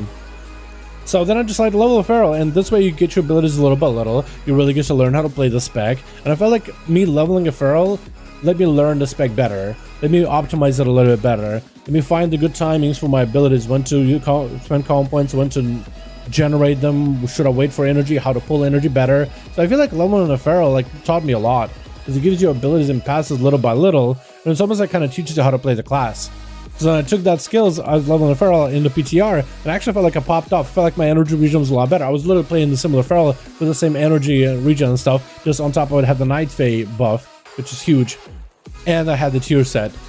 So now I'm playing through a Warlock because I feel like Affliction is just the spec that I struggle with. I just like, I feel like I put up dots and I just channel, just get AFK there. So I guess I'm just leveling one for funsies, just for the sake of it. Nice idea. It also gives me a lot of B-roll footage. Like if I just have a random dungeon on the character, I can just press record and just have fun in the dungeon. And then if I just have a footage where I talk about stuff, I'll have some background footage. So when I work on a video that's more a discussion video, I can just have some roll in the back. 11 is easy 9 too, awesome. Will it be? I guess with cross... Well... Will it be? Well, I don't know what leveling changes they're adding in line 2, but I guess leveling like for what? Through the Shadowlands, yes. Like 50 to 60, I guess it would. Have you read the changes yet? Rip Holy Paladin's on to say, yeah, Krillin, it's a lot of changes. Paladins are getting capped in the kneecaps with a baseball bat. Same with Mystery Monks too, as a Venthyr. And Shadow Priest is a Necrolord. Like, there's gotta be some changes, and Blizzard wants you to change stuff. Honestly. Can't tell if the set one is going to fix it, so nobody will bring a red num plus. Yeah, I mean, me, as I mentioned earlier, and me and Atho talked about it the other day on stream. I feel like Prop Pally just does the same damage as a red. It's just you're a tank. Like, you can bring a red Pally, or you can just bring a Prop Pally at that point. And they do about the same damage. Let the other healers breathe. I guess maybe that's what they're trying to do. Trying to nerf Bisphero for the throughput that they have on healing. Trying to nerf the Paladin a little bit, so the other healers have more time to shine. That's been top for a while. That's true. That's true, but that's a pretty big ton of nerfs. I mean, they're also nerfing the damage too, as a Venthyr in particular. So we'll see how things work out. Nobody likes seeing their class get nerfed. Let's be honest here. Nobody does. Well, Nightbot is doing this job pretty well. Look at it, dude. Look at it go. Maybe it's also not good for M+. Really? Boom's not good? I know the Kyrian boom is going to be less good because it got nerfed recently. I think boom is still going to be pretty good. Like, boom is still uncapped AoE. They also do quite a bit of damage, and Kyrian boom is really strong right now. Their legendary is getting nerfed a little bit as a Kyrian, but I think it's still going to be really good. I don't think they're going anywhere. Cough, cough, Subrog almost all BFA. yeah, Subrog is Subrog was actually good at the start of BFA, and then they removed the funnel ability, and then they were kind of like bad. But I feel in that. Yeah, I don't know if they're gonna be as none of those guys are gonna be as bad as Subrogs were all BFA though. Even closer is Monk, but even then monks actually I think are really not bad. They just don't get a fair shake ever. Hope your words are gonna be good. They're tier set, so they actually work with Reckless Abandon could be exciting. I'm very interested about that one. Winter Boomies with CDR buff is kind of great, no? Yeah, I think so. I think they're gonna be pretty good for that. Well, I don't know if everybody was playing Venti or looked like Kyrian was going to be the go-to, but maybe like Venti or Nightfear might be a little bit stronger. But CDR buff with that one should be pretty good, honestly. Or shouldn't be bad, at least. But yeah. Alright, chat. Yo, somebody tell me when PTR servers are up, I'm just going to go level a character over on live servers. Buy Alliance character. We got a quest and queue for a dungeon. Somebody tell me when PTR is up, because I'll leave immediately. I just want to find something to do while waiting for PTR. That's all I'm doing is waiting for PTR. I am very interested to see how Shadow Priest is going to be with their Covenant change. Covenant nerf, rather. And also, I want to try out the Outlaw tier set change. Very, very excited about that one as well. Very, very excited. Yeah, the Fury one... I'm hoping the Reckless Abandon is going to feel better. I actually always thought that the Reckless Abandon, well, like your tier set, you should be getting random bouts of Reckless Abandon. I always thought that should be a thing. Every single time. How's Jester Rocks at the moment? They are incredibly good in PTR. Really strong in PTR. Like, ridiculously strong in PTR. They're really, really good. Really, really good. So, yeah, we'll see how things go. Join the dungeon PTR, it's free real estate. Yeah, dude, for us, well, at least if I join like a random dungeon as my level, what, 27 Affliction Warlock, I can leave that dungeon anytime I want to. If I join a Mythic Plus and leave it, I'm kind of a scumbag. That's why I just want to find something that I can do casually while waiting for PTR, because I'm here mostly for PTR, man. Just gonna queue up. If you guys are playing Wrath of Lich King Alliance, you can queue up as well, by the way. I'll just skim to Dalaran to try to see if I can get myself up. If I can up my enchanting just a little bit. We're just kind of doing professional stuff just for fun on the side. Like, that's what I've been doing whenever I'm waiting for a video to render. I'm just kind of playing a random character, just picking something and just playing it. And that's kind of how I've been kind of learning some of the classes that I play. Because, like, Protection Warrior... or Blood DK. I never really knew how to play those until I did a Mage Tower. And even then, I feel like if I were to re-level a fresh new Blood DK or Protection Warrior, I feel like I'd have a better understanding of those classes overall. Personally. Alright, let's head back to my last quest scenario. Take the Hearth back. Rip Resto Druid? What happened to Resto Druid, Thomas? What happened to Resto? They didn't nerf him this time, did they? Oh, I guess they nerfed him, what, Kyrian, but... I don't know if they were going to be Kyrian next patch. Maybe they were. Duster and Frostmage are my top 2 deciding to play options, not counting possible healer. Yeah, as a healer, I think Rest of Shamans are still really, really good. I think you like them a ton. Atho or somebody in chat, can you guys let me know? Is somebody here on PTR? Can you just let me know when PTR is back up? So I can just swap off of here to PTR immediately. Because our Rogues actually got buffed, man. I want to try our tier set, as well as all the other changes, man. I want to try the Pally one. I want to try it all out before I make a video, because tonight's going to be an update video talking about all these things. I have to try it, and I have to talk to some of my guildies about these changes. Because I got a Monk friend, I got Shadow Priest boys, I got Druid boys, I got all the boys that I need to be able to talk to them about stuff, you know what I mean? Does the current Rest of Shaman play similar to the old Druid strong rate healing? Yes, Rest of Shamans have really strong rate healing right now. It's actually kind of similar because you are about HOTS, right? Instead of putting up Rejuves and Life Blooms and Wild Growths, instead you're putting up Riptides. So I guess it's kind of like old school, like the Rest of Druid in that regard. Like, it's got a lot more hot gameplay than I remember. So, yeah. Yes and no. Right? Because it's not a Resto Druid.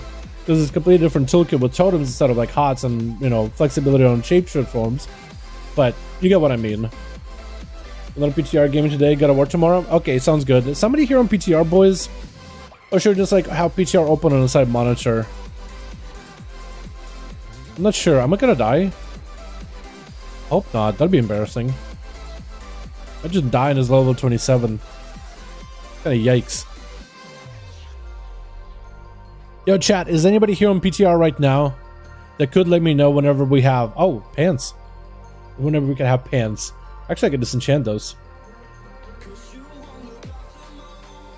Huge. Doesn't these things...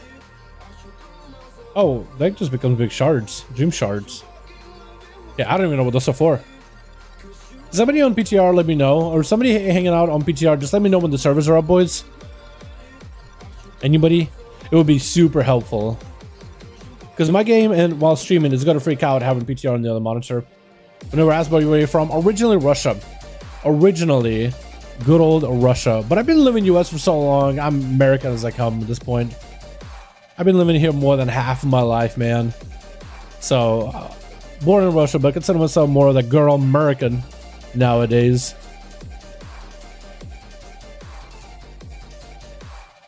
As a current druid in the A to me, you know what I mean? I enjoy hot healing and strong AoE raid heals. I think druids are going to be pretty good for this next raid tier, though. From when we did some of the raid testing with my guildies, they said that Resto Druid is likely to be really good for this raid tier. Likely doesn't mean like, you know, it's guaranteed to be, but it should be pretty good because there's quite a bit of movement where you can put up hots, and there's moments where people are stacked up, which Restoration Druid is going to be pretty good for. Like, they do good throughput. They always had good throughput healing. It just in raids, there's always been questionability of like, because there's a lot of healers that can do throughput. But there's only a handful of them that come with like defensives. Kind of like you have the bubble, the dome for the disc priest. You have the, what's it called? Aura Mastery for Holy Paladin. That gives like group cooldown damage reduction, which have been invaluable inside a raiding environment. So just, I guess it's always been a question of like, how much utility does the class bring? And druids are pretty good. I mean, they bring Ironbark, which is good. But if they brought like, I don't know, I guess they would bring Innervate, they can use on another healer, but so can a Boomkin. So then it's like, if you're trying to maximize the value for your guild, for your raid, like Restoration Druid ends up kind of taking a backseat unless they just do more healing than every other healer, right? If it comes down to it's just a throughput healer with no extra useful utility besides just like healing output, that's a question of, well, how much healing do they do? Because if they're top end healer, the best healing output, well, then you're probably going to bring that as a throughput. But there's also what, monks are very competitive. Holy priest can be kind of competitive with throughput healing, like the amount of green numbers they can pump out. So it's just like it's a tough spot to be in. It's kind of difficult to balance healers for raids too, because some healers are better for certain raids based on encounters as well. So like if an encounter just plays into the playstyle of a certain healer, that healer is now all of a sudden best in slot. It's really, really good. And then it's like if your healer playstyle just doesn't play well into the encounter, well then you're just not that good for that fight. And if a lot of the fights that you're trying to consider which healer is good for are like the end game fights, the final boss or second to last boss, the guys that are going to be the biggest hurdle for you, well, the stocks for the healers that are best for those fights go up drastically. It's always been like a tightrope walk for Blizzard when it comes to tuning stuff like that. And I doubt that it's easy. Can be easy. Definitely going to be HPS monsters next raid Night Fae, I think so. Yeah, it looked like a lot of them were going Kyrian, but I wonder with this change if maybe they're going to go back to Night Fae and just be HPS monsters. A one-man army kind of deal. Yeah, but that's not my complaint. It was more of a, I feel the playstyle changed too much. I feel you on that one. Yeah, that's how I felt about druids back in Mists of Pandaria. When Boomkin went from like a no cooldowns, procs with Star Surges playstyle to like you have big incarnation button as part of your gameplay or celestial alignment that always has a global cooldown about it. I didn't like it either, so I feel you on that. I totally understand that regard. Like the playstyle just doesn't feel the same. Yeah, Nick, I think it's perfectly... I think you should explore Restoration Shamans. They're really good right now. Restoration Shamans have been pretty good for a bit. like old Shadowlands, and they were pretty good back in like BFA 2 as a battle chamois. Definitely worth exploring other classes. Definitely worth leveling some. Like level a few playstyles for before 9.2. You know, explore some of the different playstyles out there if you're looking to heal. Try playing some of the meta playstyles like Holy Paladin. Try playing Disc Priest. Maybe it'll be for you, right? Because that seems to be doing really well from tier to tier. And they're likely to be really good if, let's say, you're looking for a guild. And if you're really good at that class. I think it's worth. Because a lot of PBC Kata roughly, and then it changed so much. Yeah, I feel you in that. I feel you. Yeah, it changes happen. Sometimes for the better, sometimes for the worse. Classes change through a lot. Disc Priest change, Pallies change. Rogues have changed over time as well. Like rogues were going, but sub rogues in particular were going through a weird transition where they were trying to be made like a ninja class back in Legion. Some people loved it, not everybody did though. A lot of people missed that whole slice and dice, rupture, like what is it, recuperate playstyle, like Cataclysm, where it was like really busy, lots of resources, lots of buffs to manage. Some people loved it and felt like the skill gap was so much smaller once that got removed. Let me see if I can pull up PTR on the on the side, just so I can see if the servers are up.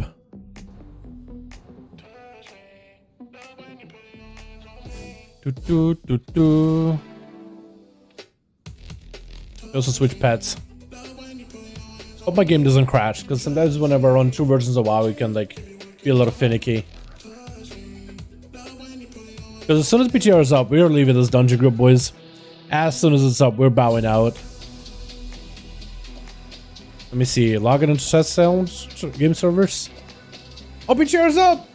Oh, I am sorry, boys. We're done. I'm out of here. Later. Peace. PTR is up, boys! It's up. Yo, we're done with this one. We're done with the Wrath of the Lich King here. Yo, what do you name? Squidgic Idol Hunter? I need a healing friend. I need a tanky friend. You absolutely love the Kata sub rogue. Yeah, a lot of people did. Me and Seth's talked about it before a while back, and he was like, he said it was such a high skill cap, and then it just wasn't. Yeah, so we're just gonna log out. PTR's up, boys! Nerf all melee, please. Come on, why nerf all melee? Maybe in PvP I could kind of see a point to it, but not all melee. Don't nerf outlaw rogue. Not outlaw. We can make a deal. I called it. You literally did. As soon as I enter a dungeon, it's ready. All right, chat. We have a little bit of time. Quiet reporter. Oh, now we're in PTR. Oh man, let's go, boys. That rogue is probably the best they've ever seen. Yeah, they were really fun. I think they could continue and make the rogue even as a class better in the future. But yeah, it's. A lot of people are gonna remember that old school. All right, what do we start with, man? Now that we're here, do we just start? I want to do Outlaw first. Then I'm gonna do Shadow Priest. I want to see how much damage your dude does. And I also want to see Survival Hunter. I want to try the Holy Paladin and see how fast can you get your cooldowns back. I just want to find a big group of players and just start using my AoE heal and see how often does it proc. Especially as the Necrolord. I think my guy should be Necrolord, but maybe I shouldn't use the Necrolord hammer. Just try it without the hammer, just so I don't get the double procs on it or whatever. I literally predicted it. Man. Yeah, Simple Holy Priest Sub Rogue is okay. Enjoyable and unique, yeah. Buff, Balanced Druid, Warlock, Mage, good idea. For PvP or PvE? Because I think all those classes are going to be really good for dungeons. Oh, we gotta do Atho. Next time we can do PTR, whenever. Actually, whether it's on stream or not, next time we do PTR, I want to try Demonology again. I haven't tried the Doggo build at all. We gotta go get a key, get the PTR stuff done. Maybe tomorrow, if you have free time. Mention log above. I'm not complaining about, especially Destro and Frost. I enjoy those specs the most. Yeah, they're pretty good.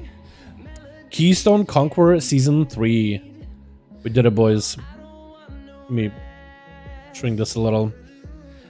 Alright, cool. So, our tier set has changed, so Pistol Shot has a 100% chance to... Look at that! I got hidden bullets! I got a lot of bullets! Oh, look at these bullets! Okay, now the question is, does it consume my hidden bullet. Oh, that's not good. It still can consume my hidden bullet from the random proxy pistol shots. That's not what I wanted to see, but there it is. Not what I wanted to see, but there it is. So there is not going to be a possibility to make that playstyle. Wait, does that still consume a green screen buff then? Does it consume green screen?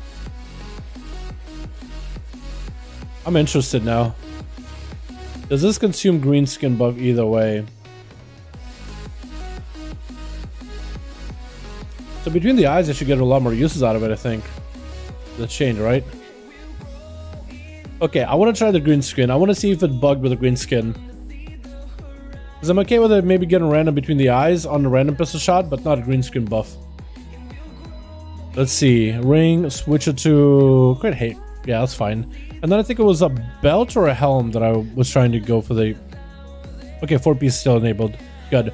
So I want to try to see between the eyes. So there's a bug right now, or at least it was a bug last week, where random procs of pistol shots can consume my green skin buff. So I just want to see if it still happens. Testing it. We're going to between the eyes. Right, and we watch it to see if this bug disappears when I get a random pistol shot proc.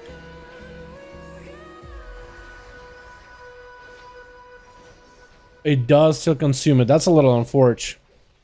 So my pistol shot consumes a green screen buff, which is not supposed to be happening. I'm gonna have to report that again.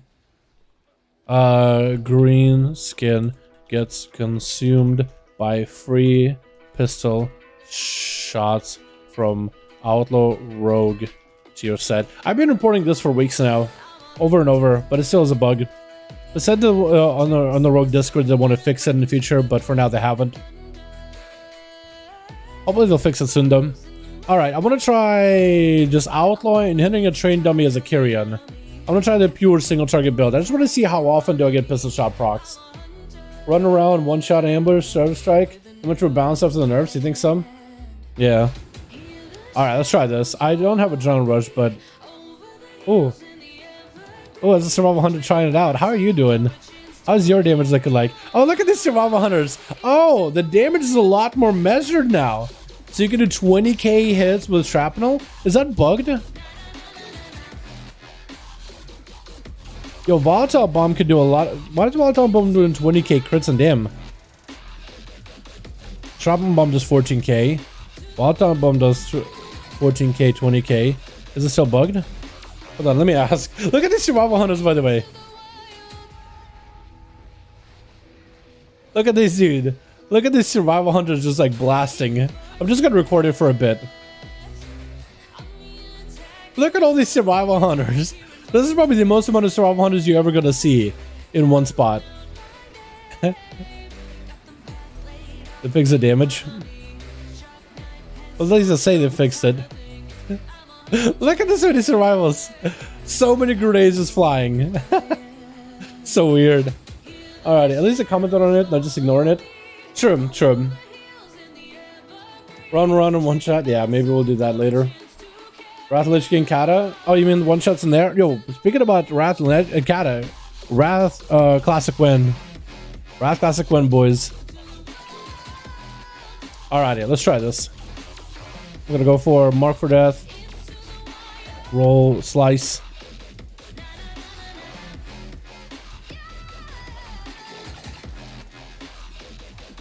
Let's watch Hidden Train dummy for a bit, see how things go.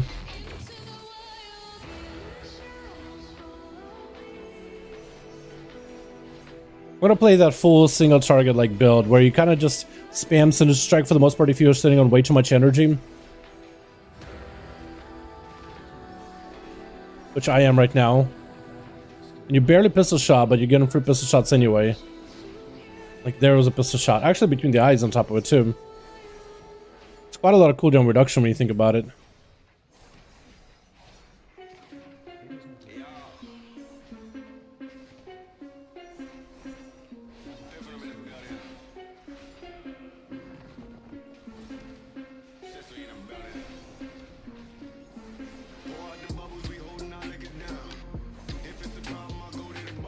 That's a lot of cooldown reduction. I feel like I'm doing more between the eyes in there.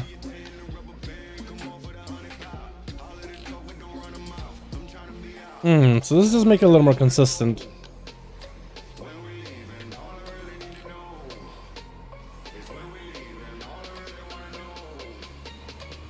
There's still like randomness and when to generate calm points with Outlaw now. But I think it doesn't feel that bad. Knowing pistol shots is a guarantee increase on my output overall.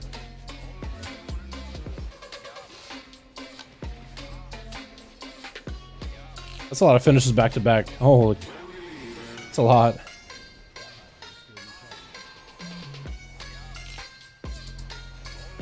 Yeah, a really fast-paced play style. Oh my god, so fast. Maybe a little too fast. Finishers for days. Yeah, cooldown reductions are going to be insane on Outlaw. That's a pretty big change. Like, it feels fast.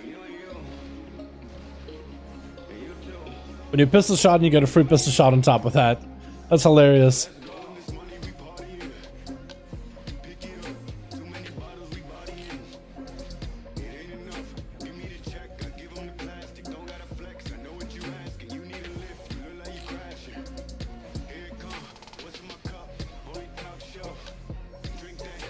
And I wonder with Brawn, if I'm stacking up Brawn buff quicker because of this. Actually a good way of looking at it. In a way, I'm stacking Brawn buff so much faster. But I wonder if this means that I want a pistol shot every single time, even if I'm playing like a Ghost of Strike build. Or if I just want to play a quick draw, so I pistol shot every single global I get. Just so I can get more finishers. I wonder what will be better. I kind of want to try this together with a green skin and go for Ghost... not Ghost of Strike build, but what's it called? Like a dread shot build, or not dread shot build, but a green skin build. Go for a big pistols build.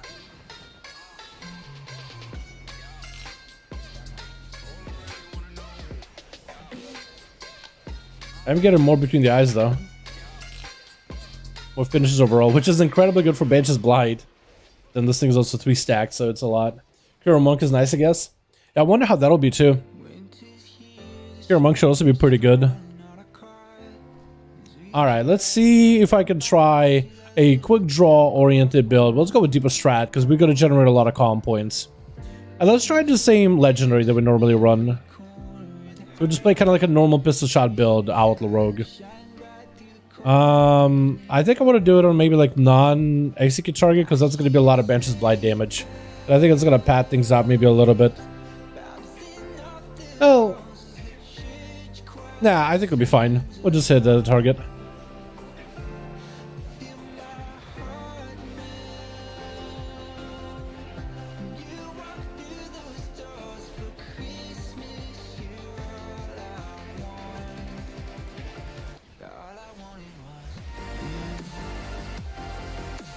We have a playstyle where we're focused on pistol shotting as much as we can. Let's see how that'll work out. I do also want to try this with green screen as well. Because maybe like the green screen procs by itself would just be golden. Even if you're not always like getting that big pistol shot empowerment on them. Because you're getting more of them in general.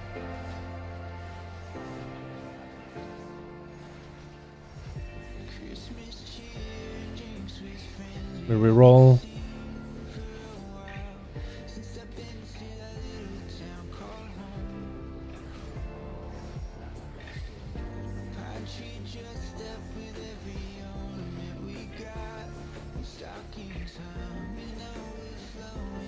I should have used a Kyrian calm point there when I landed on it. There we go.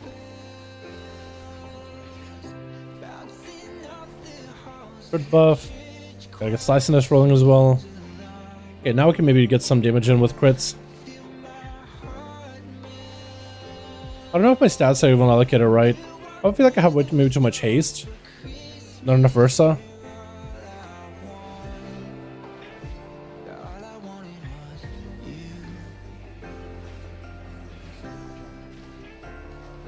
And I wonder if this would be better as Ventier, actually, now I'm thinking about it. Since you're doing more finishers, Ventier could be really, really good for that.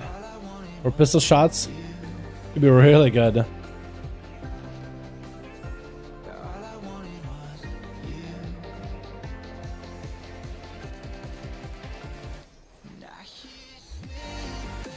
So this is what I'm trying to figure out. Is it better to just play the Ghost of Strike build where you just spam in Sinister Strikes for more chances of master hits, which gives you more free procs and pistol shots?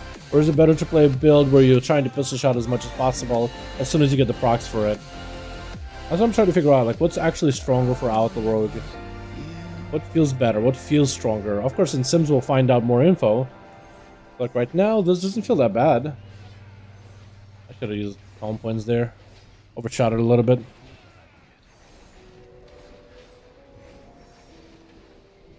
I think we'll end up start using calm points finishers at like 5 calm points instead of 6 then.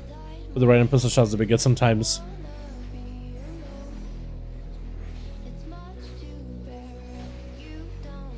Okay, I want to try you doing this with the Between the Eyes. Because we're getting a lot more procs of actual Between the Eyes in here. So there's a 19 cast, 19 hits. But I think the casts of Between the Eyes also happen naturally, so sometimes I actually do them. Like 3 applications, but it's like 16 actual like instances or refreshes. Let's try this. We'll swap to... I want to go Versa Heavy Ring. Let's still in combat. Can have more than one of those. Okay. That. We'll go Helm. I just want to try big between the build. Damage similar? Yeah, it's pretty similar, but I think it's going to be better to go Ghost of Strike. Overall for cooldown reduction.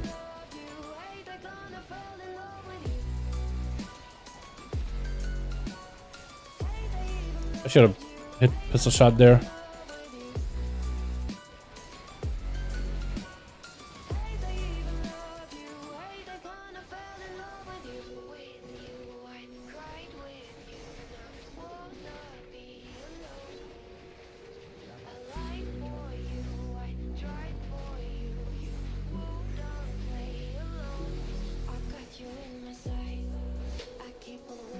This feels pretty bursty.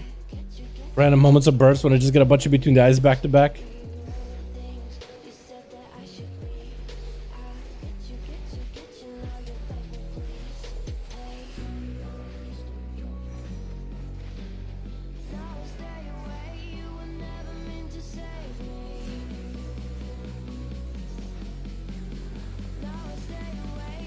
I got the procs for it, or the buzz for it. We can get the procs of pistol shots, maybe this will be okay.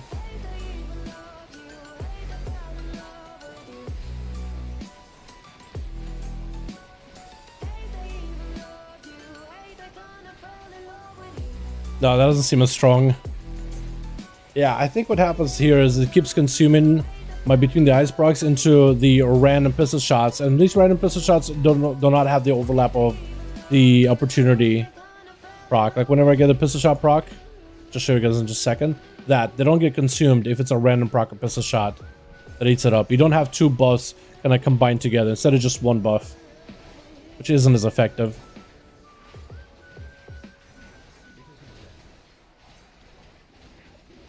At least from like my in-game testing.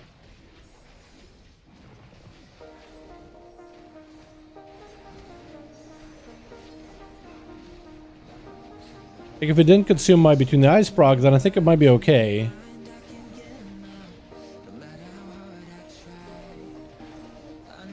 Because normal pistol shots can do a lot of damage, but like their crits ranging anywhere between like 3.1k to like 17k. So that's it'll just take like a weaker unempowered pistol shot and we'll apply the green screen legendary to it. It's a random proc one. I want to try this as a Ventier though. Kieran seems to be the strong to go to with a lag up, but I really want to try Ventier as well. Just because Ventier, I mean the cooldown reduction for the Ventier could be really strong by itself. Yeah, can I go to Ouroboros real quick? Yeah, I can. Let me do this. Let me go to Ouroboros. I want to try this as a Ventier. I really want to try this as a Ventier. Procs and burst window was stronger, but then it fell off lower. Yeah. Yeah, it looked like it was pretty good as long as you had the procs. I want to try this with Ventier and see if I can just get a bunch of finishes back to back as a Ventier with pistol shots and all that. If pistol shots can give me, if they're guaranteed to give you those procs that will give you from Between the Eyes, I wonder if that'll synergize better with Ventier for the shadow damage. I'm sure we could switch to Ventier and maybe like hit a turnip or something. Even though turnip can like dodge and parry you, which is weird. So yeah, what's up, Rodrigo? How you doing, my guy? Hope you're having a good one. Should try Fury Warrior? Yeah, we'll try Fury Warrior next. We also want to try Shadow Priest as a Necrolord. I want to try Paladin. I want to try all of them. I'm just kind of testing the waters here with Outlaw. The Outlaw. And I gotta go over here to see if there's a turnip. And it's just a change of event here.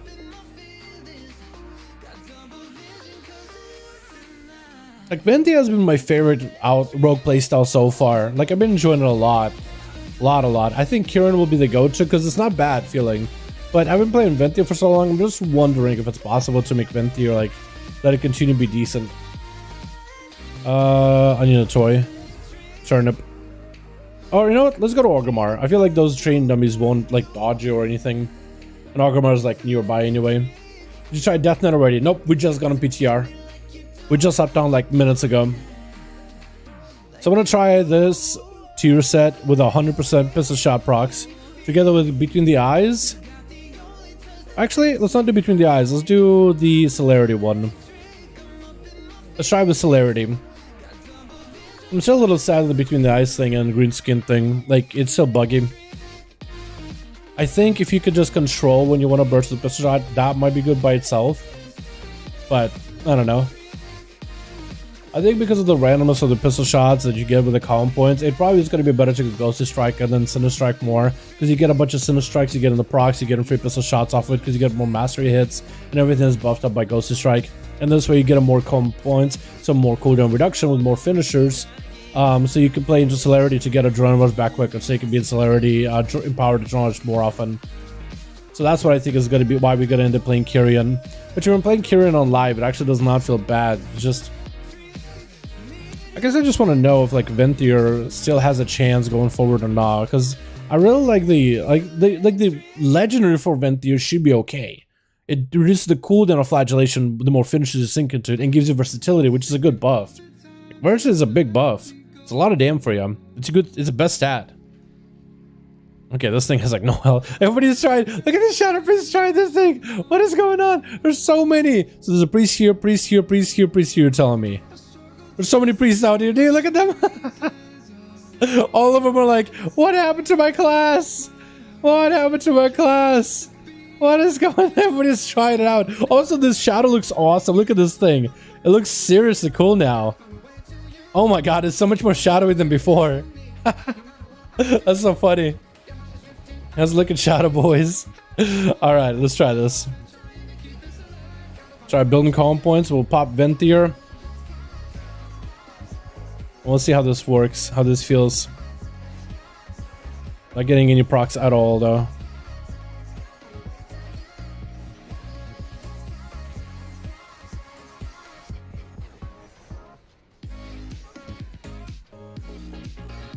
So the cooldown of flagellation is going to be basically a minute, which I think is going to be kind of nice, having that like single target burst every minute.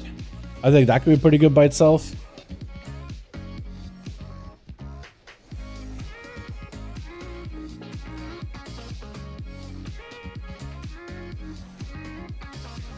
Look at the Shadow Priest, man. That's so funny.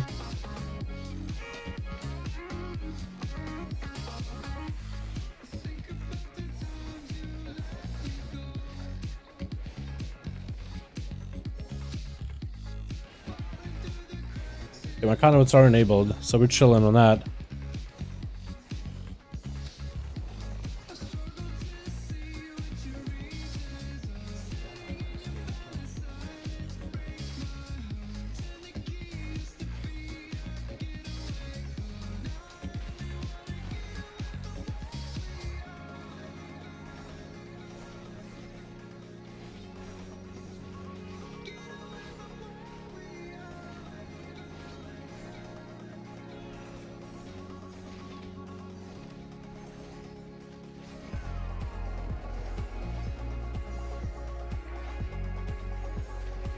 Just watching these guys talking to one another. I'm just hitting this thing.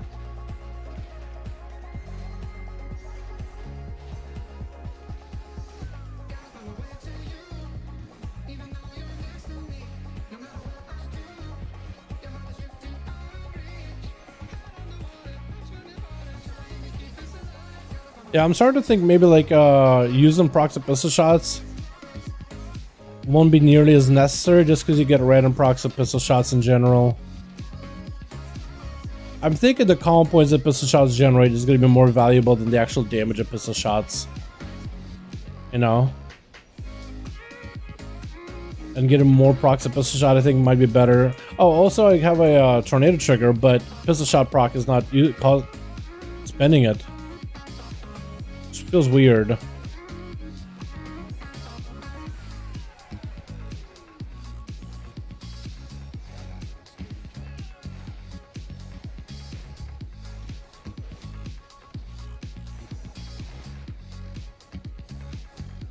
Yeah, I'm starting to think maybe just to get in the amount of calm points.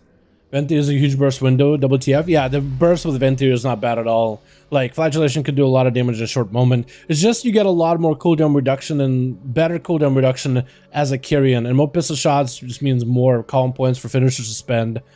I'm leaning towards Kyrian right now. Boys. I want to go back and try Kyrian again. I guess some train dummies or something. If they can fix the interaction between the tier set and between the eyes Lego, like green skin, then I think it could be pretty good. It's gonna be your spear era. You think so, Led? Hopefully. Yeah, hopefully there will be more survival hunters out there for raiding and PvE content in general. Because their tier set looks really good. And it looks like they fixed the damage. Necro and Walker just gonna be trash like Steel since the nerf and the ability of literally moving it critting.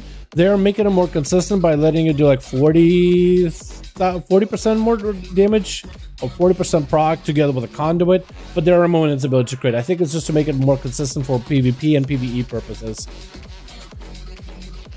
At least I think that's what they're doing. I could be wrong. I gotta talk to this guy. And I'm gonna go hit more dummies.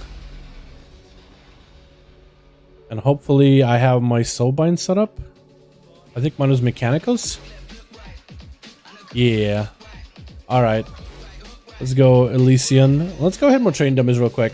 I think Ghost of Strike and Mark for Death are going to be a lot stronger though. At least for the raiding counter. And even like in the next raid in Mythic Pluses, it looks like Mark for Death and Ghost of Strike are also really good too. I think we'll just end up kind of trying to focus on as much single targets as we can as Outlaw, because we can do more AoE. I'm hoping it won't drop off in Mythic Pluses whatsoever though. Hopefully they're a single target, but at least be kind of decent. But people are going to be doing bigger pulls, but definitely going to fall off. That's going to be kind of sad. What's up, Kim? How you doing, fam? Hope you're having a good one. It's a 5% damage buff now, so it can crit moving it half as damage. True, you're right in that. Yeah, I guess we'll just have to wait and see how things work out, Briar. I think they're just trying to give monks more opportunity to play other covenants as well. So they're trying to maybe make Carrion more enticing, maybe make Night Fae, even though it's good on paper, never really worked out well. I think that's what they're trying to do. They're trying to like break the metas up a bit. Which I think is not what everybody wants to see, but what can you really do, right? Alright, all these train dummies are just getting blasted. Honestly, I wish I could go to Elysian Hall, but it takes so long to fly there. It takes such a long time to fly there. Only have decent ones carry in, yeah. It's not an optimal position to be in, that's for sure.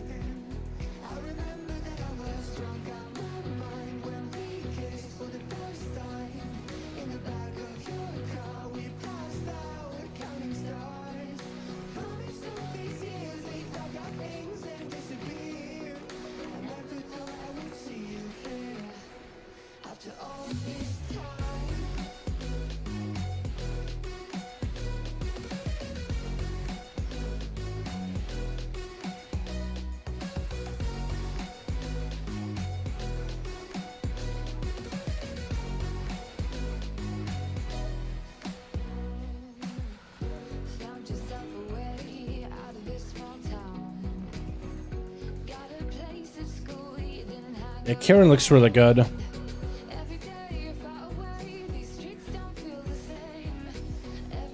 Especially with the Ghost of Strike build. Does he get cooldown reduction? It's massive. Like when you get cooldown reduction buff when you roll the bones. And any other buff, really. It's really good. It's really strong.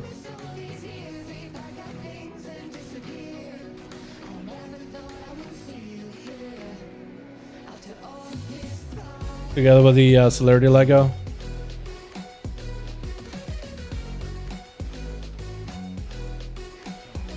It is going to be a little bit weird trying to make sure you land on those animal power calm points with random pistol shot procs firing off left and right though. That's going to feel really weird. So I think this tier set is going to make us stronger, but I don't think it's going to be enough to like change the way that we play. I think we're just going to play the Ghost Strike build for like PvE content. I think in PvP, actually I don't even know in PvP if this tier set is going to make us stronger or not. I think it's going to be like more calm points or roll some more finishers. Which I think for Necrolord is going to be pretty good. But I don't think you'll be able to go for big between the eyes into huge pistol shot procs anymore. But I need to give it a go again.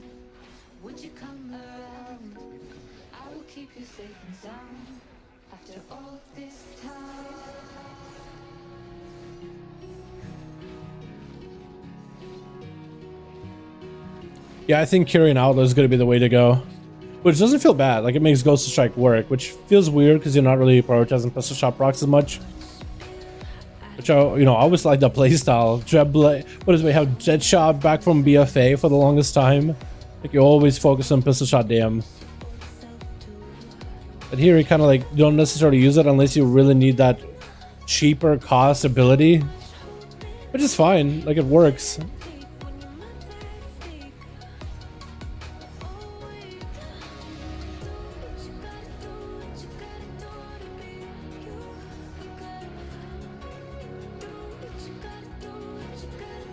Yeah, this feels pretty good. Overall, I'm getting like mostly... How many procs I pressed the shot? I think I actually pressed it 30... so it says 36 times, but I know I didn't press it 36 times. I'm just getting freebies on that. A lot more between the eyes too. So with this tier set, you are doing more between the eyes damage. And you get more common points in general for more dispatches. Or, well, actually, no, you're not. Yeah, so this mostly just buzzed the between the eyes damages on overall. Which isn't bad by itself. And then mostly crits, so it does roughly the same damage as the dispatch, so it's almost like another dispatch. Which is why I thought maybe for Ventio might be pretty good, because again, more finishes than overall. But I think it's going to be better to go Kyrian for more value finishers. Oh, that could be wrong on that one. So do you think we'll get 9-2 soon? If so, when I think the next 2 weeks or so, I have no idea, Gold. We don't have a release date at all, so it's anyone's guess. Hopefully we'll be getting it soon, yeah. Welcome to MMO Bounce and Changes, it's always been a thing. True, true. The mount red is sick. Yeah, the red mount is actually pretty cool looking, isn't it? A lot of people got it today on PTR. Because a lot of people have been doing PTR testing, doing dungeons, and they actually end up accumulating a score too for Mythic Plus stuff. Yeah, I have a couple of scores from the keys that I've been able to test. We got a lot of Necrotic Wakes, even a Plagueful that we tested once. So getting like the full score with all the dungeons is very, very possible. So what other tier set should we test, boys? What else should we test? We got what? Fury Warrior, we got Shadow Priest, we got Holy Pala, we got Monk. Monk I want to test as well. What do you guys want to see, boys? So 100 still bugged. Is it really? Is it still bugged? It's actually... Because they said they fixed it, but I guess we'll find out soon. They said on the blue post that they fixed it, but it is still doing... Some of the grenades are still doing like 20k with a single hit. So I don't know, maybe if it's like a proc or something. But yeah, 20k crits is still a pretty big number. It's all about part of that. Night for everyone on Transform Walker. Part of what I hate is that now I'm gonna have to level another Covenant right before I start the patch. I guess you want to play Ventio then, huh? Or Kyrian. Hey Dal, is a buff for Outlaw 4 make Blunderbuss more viable than Celerity, or are we stuck? Blunderbuss? Yo, wait, actually, that's a great question. Wait, that's a good question. Wait, that's a fantastic question. Blunderbuss. I forgot about Blunderbuss. I forgot about that beauty. Where is my Blunderbuss Lego? Ebb and Flow. Yo, I want to try Blunderbuss now.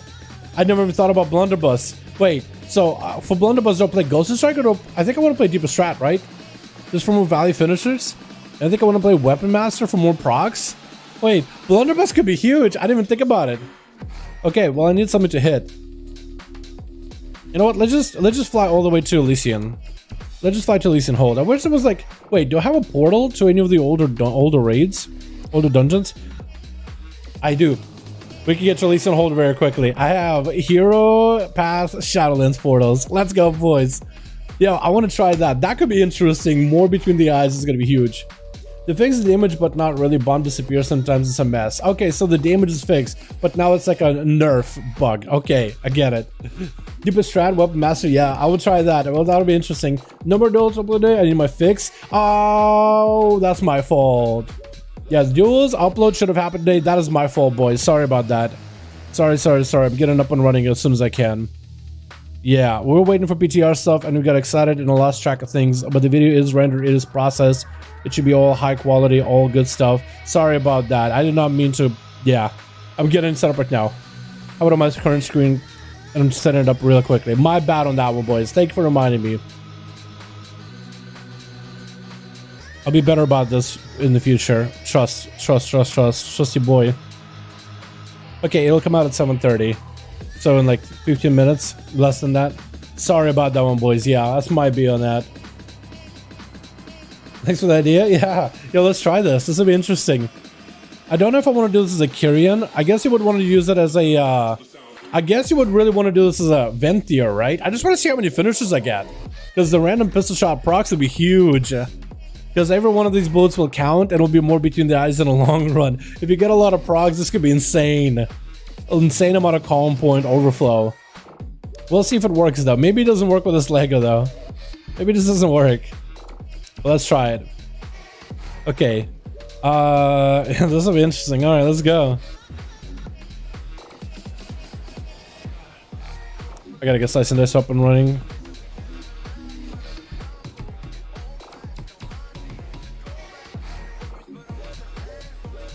Random pistol shot proc. There it is, finisher. I'm gonna use as many Cinder Strikes as I can, I guess, to get myself the buffs. If possible. I really need a Skull and Crossbones buff.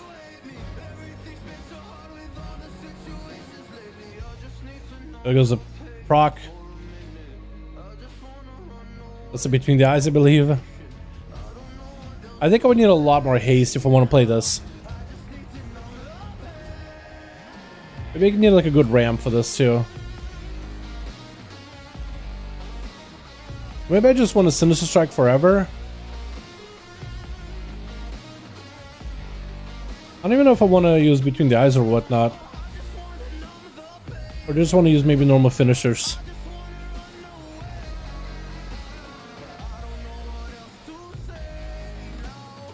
Because I mean the damage is kind of there, sorta. Maybe you want to like Giga Crit because you always have between the eyes up. I wonder.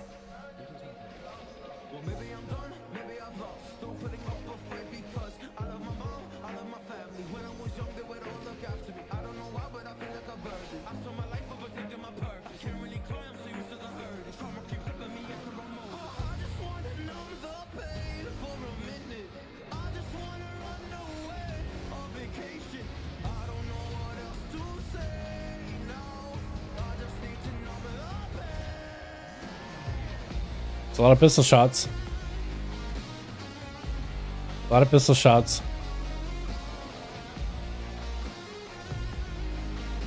Get Skull and Crossbones for a second. There's a buff. There are moments where I'm like low on damage and then it just spikes up out of nowhere. That's for sure. It kind of works though. This kind of does work.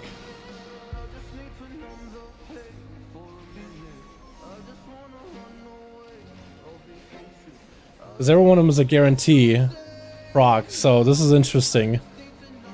This kind of works. Again, I think this would be really strong as a Venthyr, especially if you can get it to proc a bunch. There's ASUS or Sub Rogue next. Well, only Sub got some changes to the tier set. ASUS didn't get any changes to tier set, but we could mess around with them too. What's up, TikTok? How you doing, my man? Hope you're having a good one.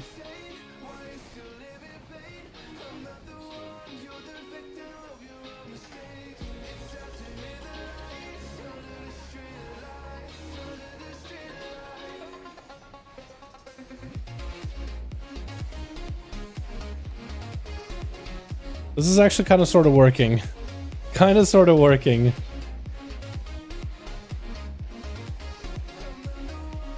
I wonder with this playstyle, they just want to spam Sinister Strike. Get as many procs for the blunderbuss. Or what? I really want to try this event here now, though. Because imagine this with being a bunch of blunderbuss procs while Venthyr buff is up. That's a lot of shadow damage. Because right now, kind of Kyrian eats into my playstyle a little bit when you think about it. Kyrian kind of just eats into my gameplay.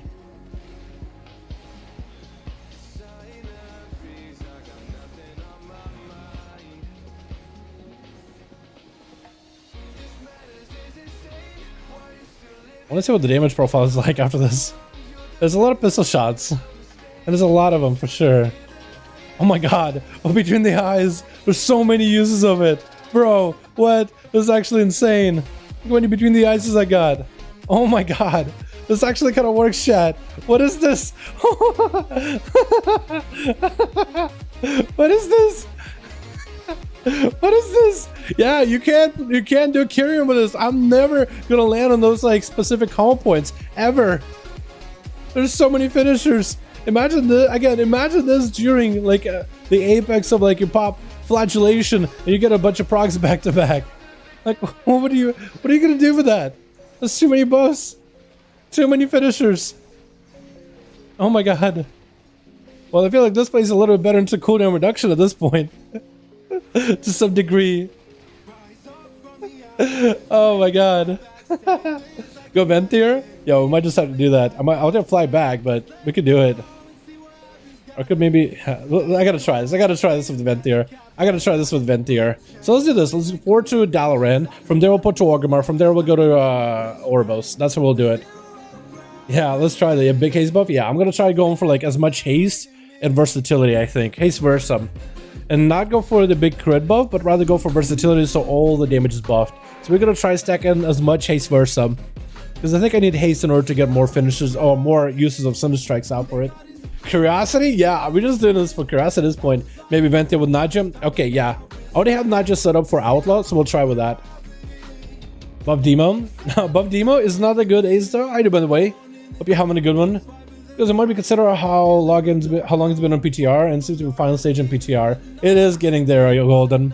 It definitely is getting there. Hopefully we'll get an announcement soon. Yeah, this is a pretty big up. Dude, this actually could be really interesting with a blunderbuss. I am kind of hoping the blunderbuss gameplay might be a thing in the future. It might even be like super messy with like overflow of calm points, but I kind of like that blunderbuss actually gets like a value of Lego. That could be really good in PvP. This would be really good in PvP. Like, you're getting a lot of between the eyes while you're landing kidney shots and stuff, and big pistol shot procs. That's kind of nuts. That's actually insane. Yeah, this could be really something. I'm not gonna say this is gonna be good, but this is gonna be something. And I'm hoping it'll be good, you know, cross my fingers. That's so funny. Oh no. Yo, such a good idea. I love it. What can I say except you're welcome? I appreciate it, Callie. That's such a good idea. BLIZZ, when are you going to release for 9.2 days? Wait for it. BLIZZ, when are you going to? For real, we're just waiting for it at this point. She'll play Assassin's Subbrogue. Both of them are really good at Ash and 9.2, but 9.15. But a 9.2, we'll see. How'd you manage to forget that? 9.3k? Yeah, 9.3k was decent. I think the Kyrian was doing like 10k on average, but 9.3k though. That's interesting. All right, let's do this. We'll go and hit, I want to see if I have like another training dummy area that I can go to. Like, did I do a Halls of Atonement? Because I could just go to the Venthyr Covenant then. Instead of training dummies there. I guess I'll always go to Orgrimmar, right? Okay, wait to use double legend on my Fury. Yeah, Fury Warrior should be pretty strong with double Legos. Should be pretty good overall with double Legos. This is a little overwhelming. Like, this looks like a very interesting build. I wonder with all those calm points and finishes, do you want to play maybe Mark for Death and just churn calm points all day, or what? Do I have any other portals? Are all of them going cooldown? I didn't realize all of them go in CD like that. 8 hours, huh? I thought you could just port to anyone anytime you want to do, but I guess I'm wrong on that. Huh. I want to see what we get on our vault. I want to see if it's possible to get tier sets from like Mythic Pluses in our vaults on PTR. I want to see how big can they be. Venti has a plenty of trained dummies. It just takes a while to fly there. I'm wondering if I should just maybe do Orgrimmar just because it's closer.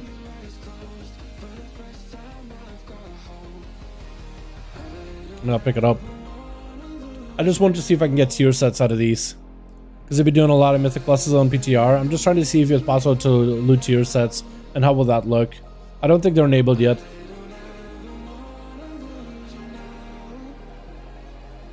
Yeah, let's go to Orgrimmar. Orgrimmar I think is going to be just closer.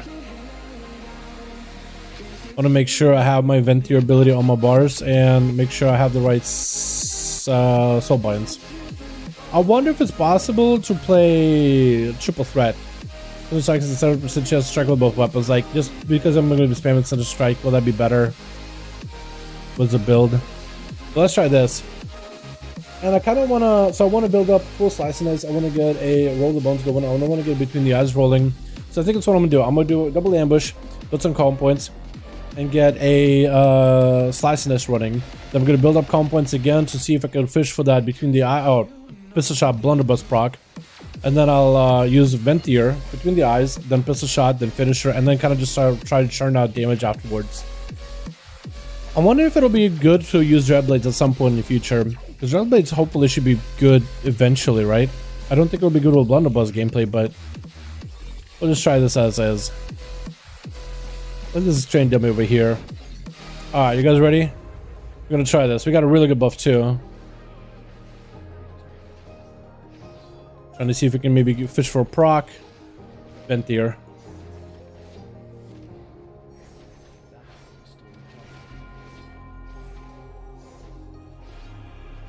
We got 30 stack of Venti buff really quickly. Really quickly.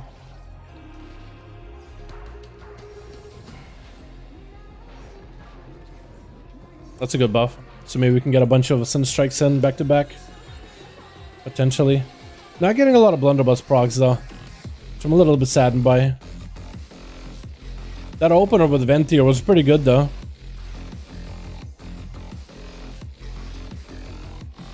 We are getting random pistol shots off, but not getting blunderbuss proc at all. There it goes. Finally got one.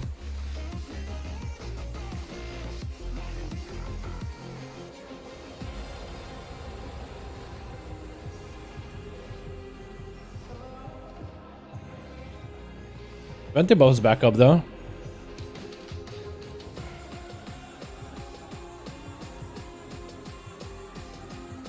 We can get blunderbuss. This will be huge. Blunderbuss at the last second, but couldn't use it together with the Venti buff. I am cleaving things a little bit, so I guess we'll ignore a portion of that dam.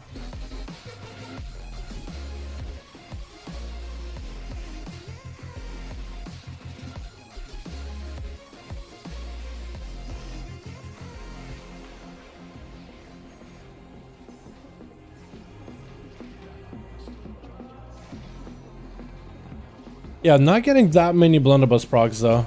There's a blunderbuss proc.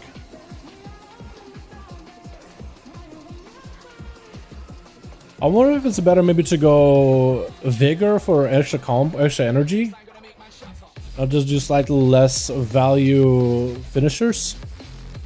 I wonder if that's better.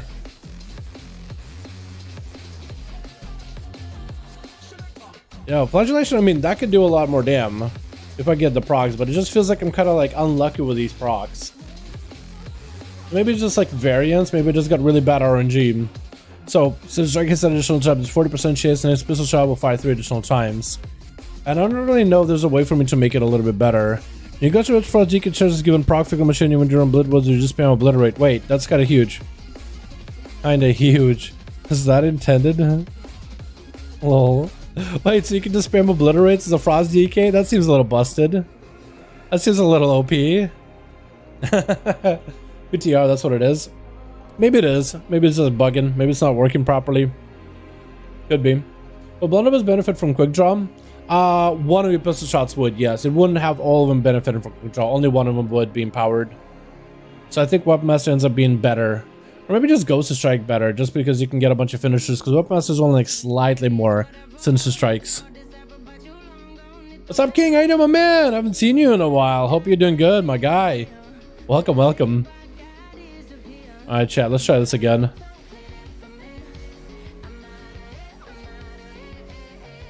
We'll just try playing out of the rogue like we normally do. Seeing if we get any procs for pistol shots with Blunderbuss. Lagged, unfortunately.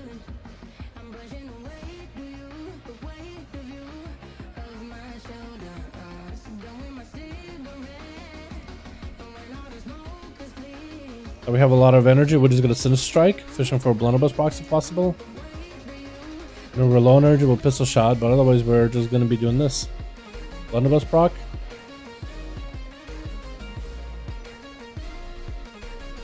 Back to fishing.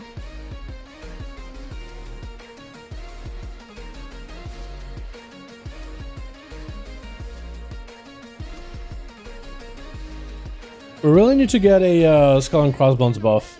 We can get more procs of secondary Sinister Strikes. Like, there we go. Like that.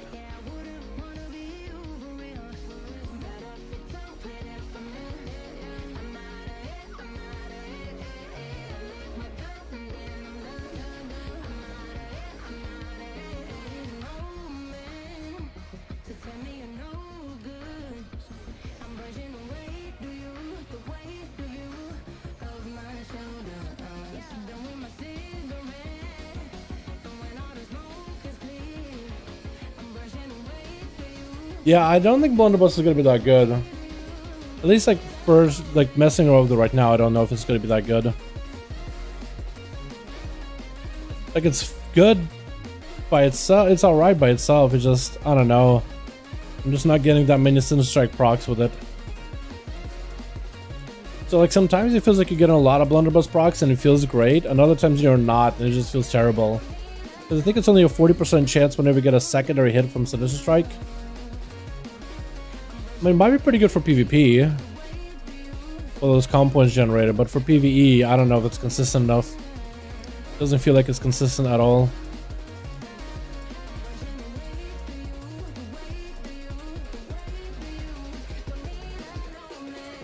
Like maybe if I get like a God Opener, it might be okay. So, oh, it's haste. Yeah, I should swap my stats too. Let's do that as well. So we're gonna go for as much haste versus as we can. Can do both of these. So these will stay as that. Haste versus can't really change Seer set, can't really change that either. I guess I can change gloves to a haste versatility ones. If I have haste versa. I guess this is as close as I can do haste versa. I guess crit versatility is better. Because at least it's a useful stat. Weapons, I guess I could do sword as haste versa. Just for secondaries, and a dagger that's crit versa. Because daggers are generally good. This is haste versa, this is haste versa. I got as much haste versa as I could. 25% haste, 26% versa. So let's see if that feels better. I have a droner's back up and everything too, so we'll try that. We'll try to get sliciness rolling really early. Okay, we fished out for Blunderbuss proc. Big pistol shots. Blunderbuss proc. Try to fish more Blunderbuss procs if possible.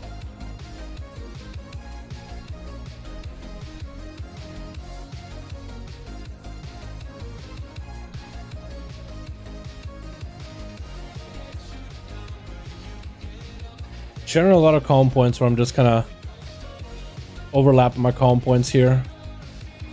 I should have pistol shot there at the end actually. If I'm sitting on 5 calm points, I have a pistol shot proc ready to go, like right here. I just pistol shot, then use a finisher. Just to make sure I'm consuming them for full value. Well, cooldown reduction is pretty good whenever I get a bunch of procs. That's for certain. Got Venti coming up soon.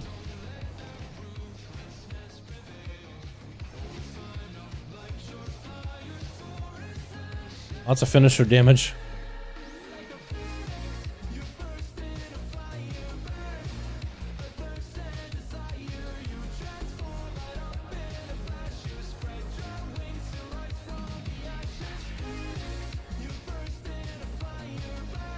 I guess this is a play style.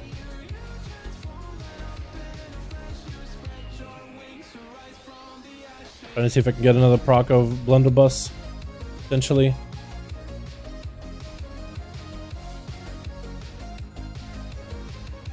Another blunderbuss. Yeah, I don't know if the damage is going to be worth.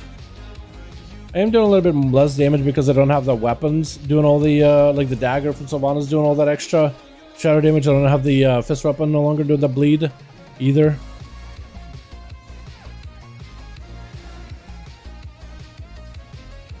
I guess I'm getting more between the eyes, technically. I wonder how this would work out with Ghost of Strike. I want to try doing this with Ghost of Strike. I want to try doing that. Yeah, it somehow performed better than Kyrian. You had a better luck with procs as well. Well, Kyrian, I just got more finishers, and I just played into the Kyrian playstyle. I just had more finishers to give me even more cooldown reduction. Adrenaline Rush, Ghost of Strike, Mark for Death. That's basically what it did. It's just more finishers. Here I'm trying to get more comp point building, and I guess finishers while I have Ventier buff. Because I'm trying to get like, I don't know, trying to get a bunch of procs inside of that short Ventier window. With Kyrian, it was kind of like, I just play normally, and I just get a random free damage on top of it.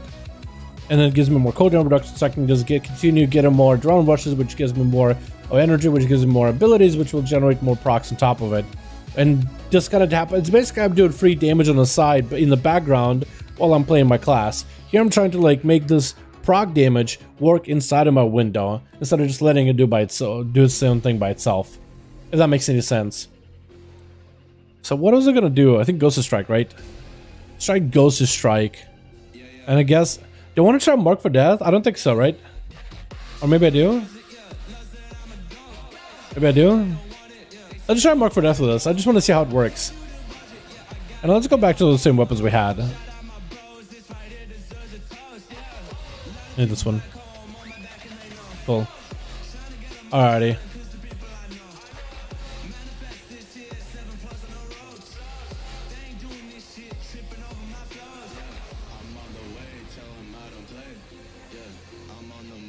Well, Ghost of Strike is back up immediately.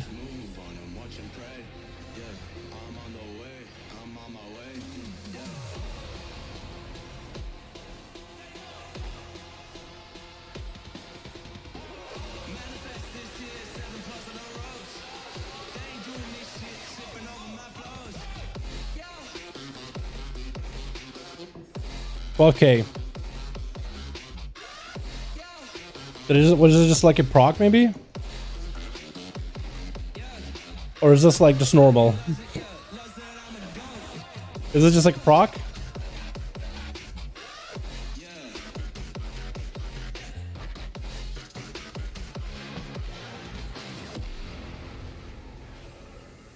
Ghost of Strike is up constantly, by the way.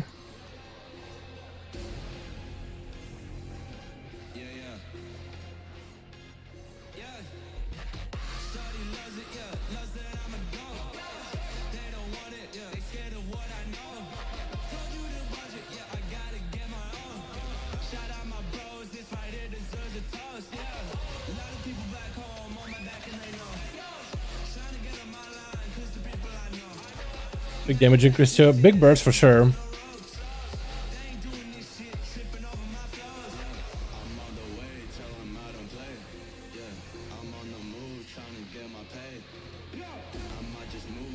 Using Mark for Death a lot more.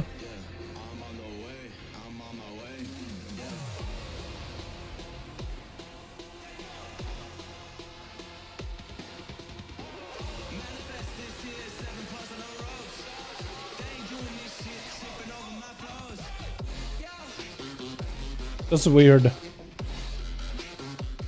Really weird. And I have really bad buff on Forge.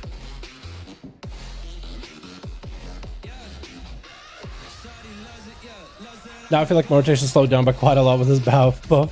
Not what I wanted. Yeah, there we go. Now I'm starting to generate other buffs.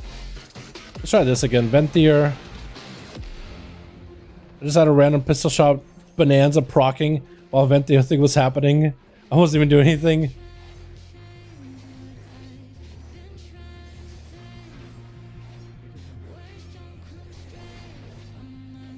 So this is kind of like a very similar build to what Kyrian plays, but like a lot more randomness in the comp points you generate. Like the moments where you just pistol shot and you'll have full set of comp points.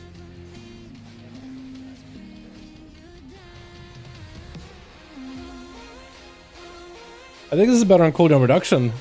This is better on cooldown reduction some way, somehow. Oh, now we have big cooldown reduction. Now we have a lot of cooldown reduction.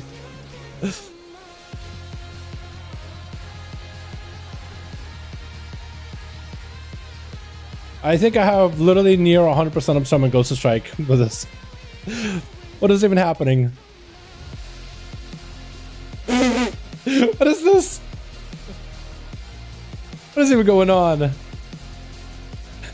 Hold on. Can I get a lot of procs here in my Venti burst? Also, the cooldown on Venti is really short too. I like the flagellation ability. Really short. Especially if I'm getting a lot of procs.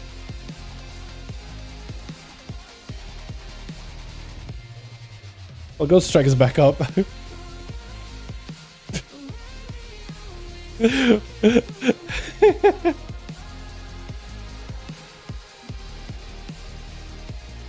sorry, I can't stop laughing because this is kind of silly. There's a lot going on here. There's a lot going on. I guess why I'm laughing is because I feel like my brain is about to fritz. There's a lot that I'm tracking all at once. I'm looking all over the place on my screen. I'm looking for cooldowns, looking for procs. I'm trying to plan it out ahead. My brain is short-circuiting because there's a lot of cooldowns and a lot of procs for me to manage, and I think I'm just losing my mind here a little, chat. As our Jesus intended, for real. Oh, what is this? Why is this working? Why does this kind of feel okay to play? Even a little. Alright, I got Venti Burst coming up very, very soon. Just need a Ghost Strike. There we go. Now we got something, I think. Alright, just need a bunch of procs. Need a Blunderbuss procs. That's all I need. Blunderbuss, please. The Blunderbuss procs, Sag. Now we get him Blunderbuss. Now that we don't need him, we're getting him. I also need to stop pistol shotting when I don't need the calm points. Just need to send a strike.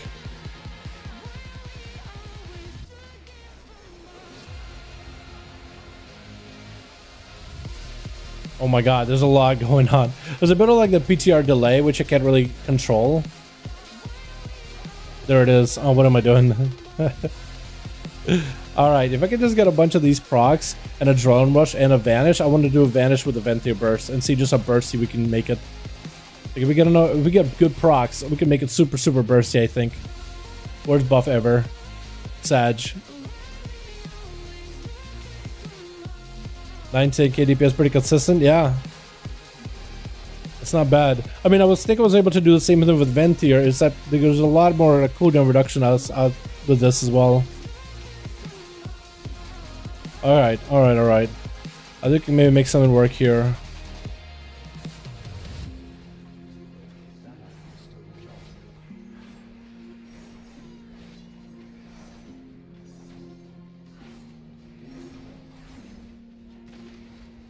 Not getting the Blunderbuss procs that I wanted, but it's okay. Oh, there you go. There's a lot going on.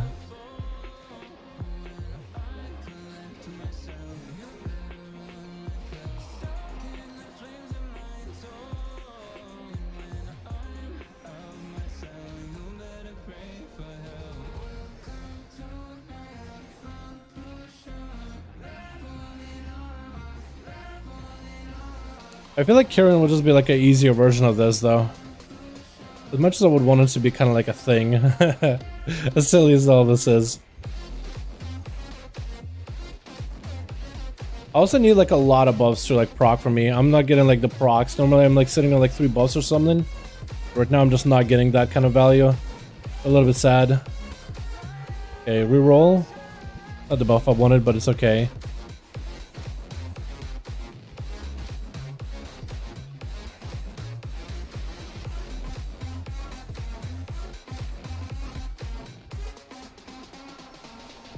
Yeah, just not getting lucky on those Blunderbuss procs inside of my Ventier window is a little sad.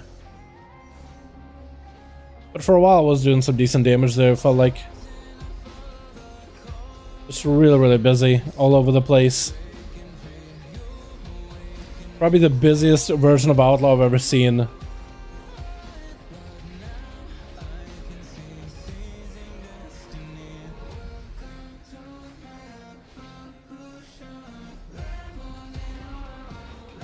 Also gotta make sure I don't pistol shot there when I'm getting the procs for blunderbuss. Just me vanishing and getting all the procs happening all at once. Like imagine this during my Venti opener. That'd be insane. There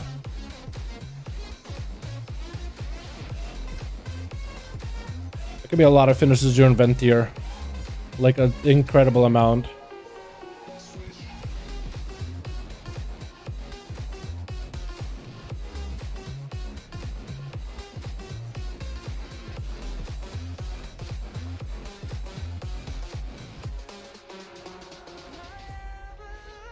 So I feel like my Venti burst kind of went out of the window. Wasn't as good as it could have been.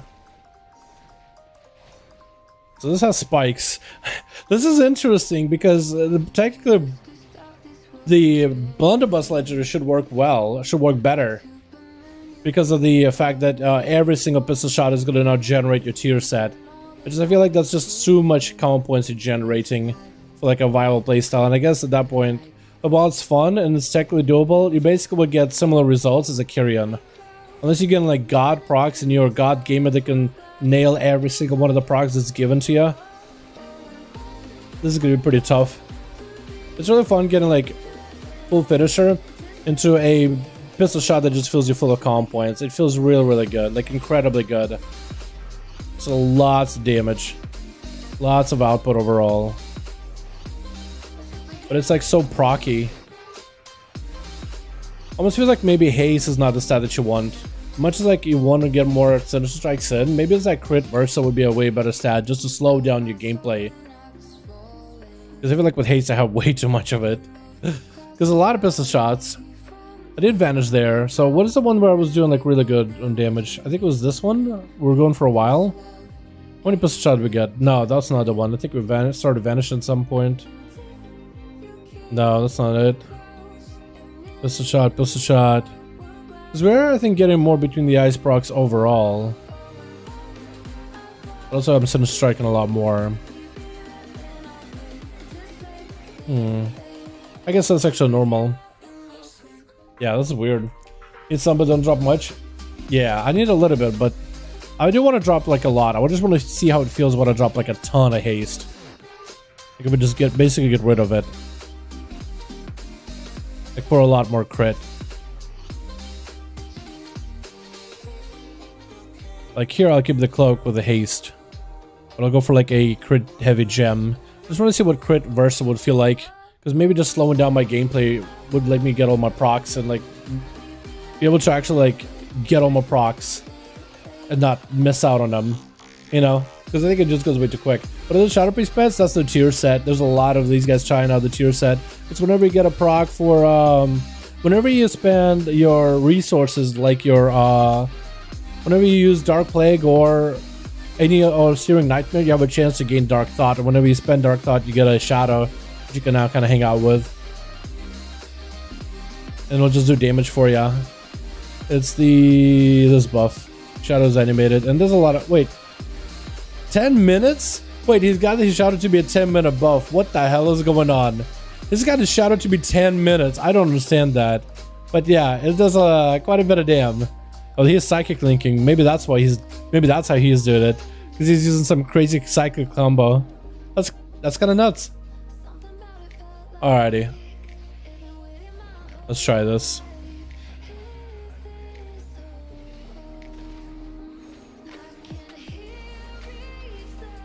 See if I can maybe get a blunderbuss proc.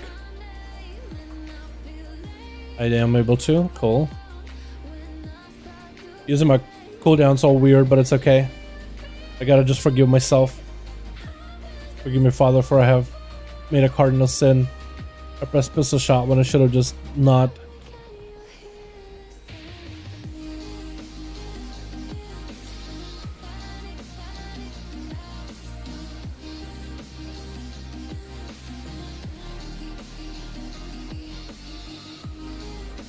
Gonna get a slice and dice rolling as well.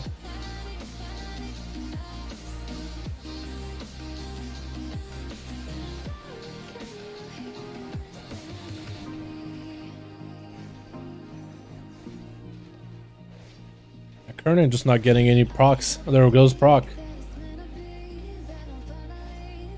Okay, I want to build up calm points. Use Ventier. Sink as much damage as I can into my Ventier burst.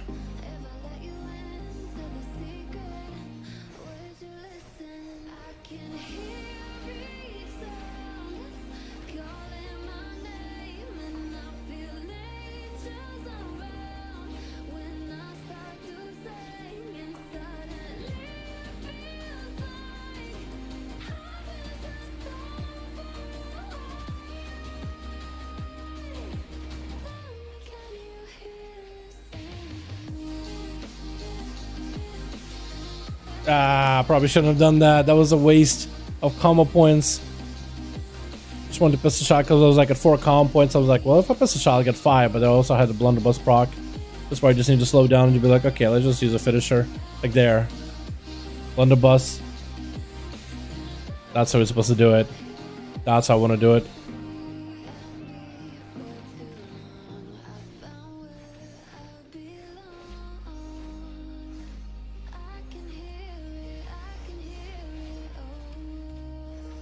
Okay, I got a big Ventier buff.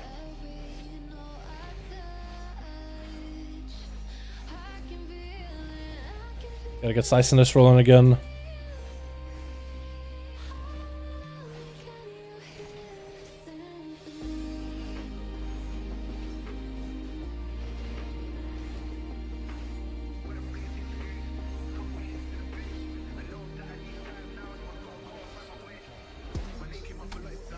I wonder if it's possible to just ignore between the eyes at this point and just use dispatch as my finisher. I'd only get like between the eyes from like the free procs of between the eyes. And this way I can get more buffs. This way, because I'm using more dispatches and I have a higher chance of getting buffs because of that. I wonder if that's worth if we were to play this build.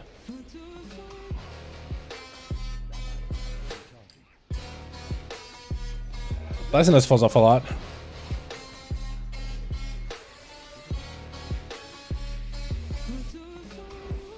Got a Ventier backup. Alrighty, boys. Let's hope we get good procs out of this.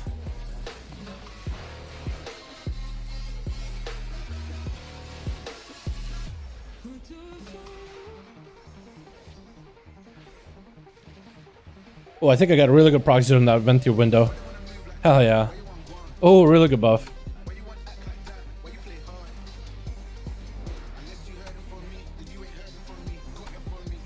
Let's strike his back up so we can just use it whenever.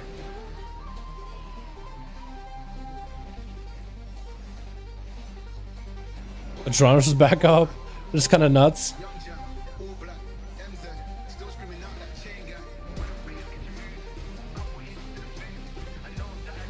Ghost Strike is back. Reroll, really good buff. Cooldown reduction is really good for us.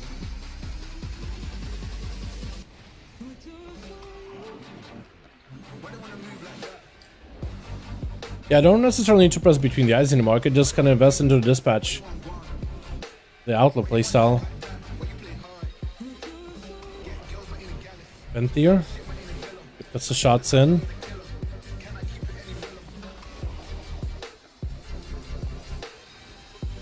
Got a drone rush up. Maybe I get a pistol shot blunderbuss proc. Or not. Or maybe I did. I think I did there.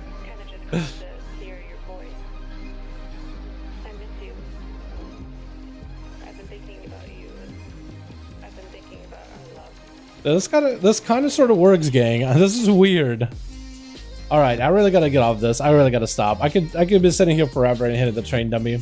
Could not wait for the patch. Got into WoW again. Yo, Kim. Well, hopefully we get a patch 9.2 soon, yeah? Hopefully we'll get an announcement when that's gonna be. All right, let me just go try some of the other tier sets. I'm so enthralled. I could sit here forever trying this out and messing with this. This is fun. I'm actually really enjoying messing around with the Outlaw tier set. I wonder how it'll sim in a long run, though. But yeah. FAQ tier set token acquisition revealed. Oh, they put a blue post on tier sets. Okay. Oh, wait. We got info. We got info, chat. We got tier sets of which classes are gonna share tier set tokens. So this is how tier set tokens will work. Wait, do they work? I should hop on like a warrior and try their tier set real quick. But tokens are as such. Mystic, we're going to be Hunter, Mage, and Druid. Venerated, Paladin, Priest, and Shaman. Zenith, Monk, Rogue, Warrior. And Demon Hunter, Death Knight, Warlock are going to share Dreadful token. So me and Warriors and Monks are going to have to share. Good thing we got a couple of those classes in our raid. I want to know what the Covenants to pick. Yeah, we have no idea. We'll know for sure, Kim, once we have more final tuning with Covenants, yeah? Man, sorry about that. I really was so into like hitting Train Dummy. I just lost track of time. I'm so sorry about that. Dude, I got so excited. I was having fun, man. I'm sorry about that. Seriously.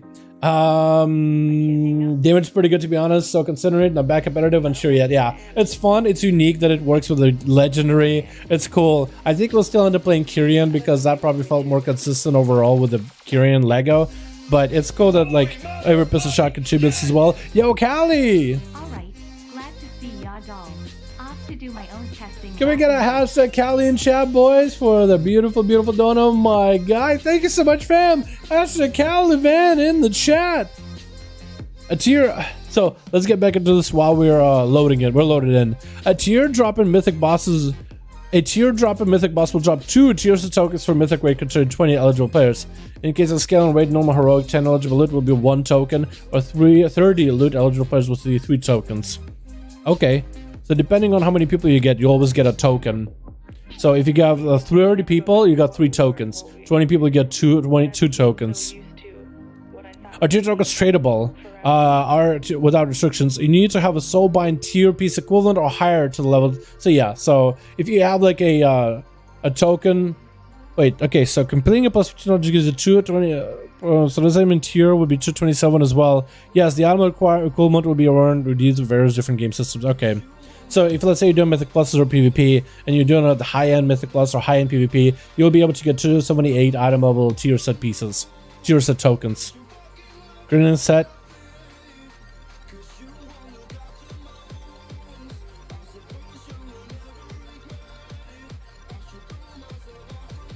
So what I'm not seeing here is, do they have like a tier set token for glove, or is like a tier set token can turn into any piece you want it to be? So is it going to be a glove token, a helm token, a chest token, or is it just a tier set token that you can make it into whatever you want it to be? Actually, I want to see the loot tables. Maybe they updated that for the bosses. Like Sepulcher, and I think it starts with the Anduin. So he still has a helm. Like heroic. So have a heroic paladin set. So they don't have the tokens yet, by the looks of it. Yeah, they still have specific shoulder pieces and all this other things. Okay. Unless it's part of the bonus loot? No, they're just conduits and trinkets. So it's not in the game yet. A tier set item created gradually upgradable, but you need to make a tier set with higher level piece.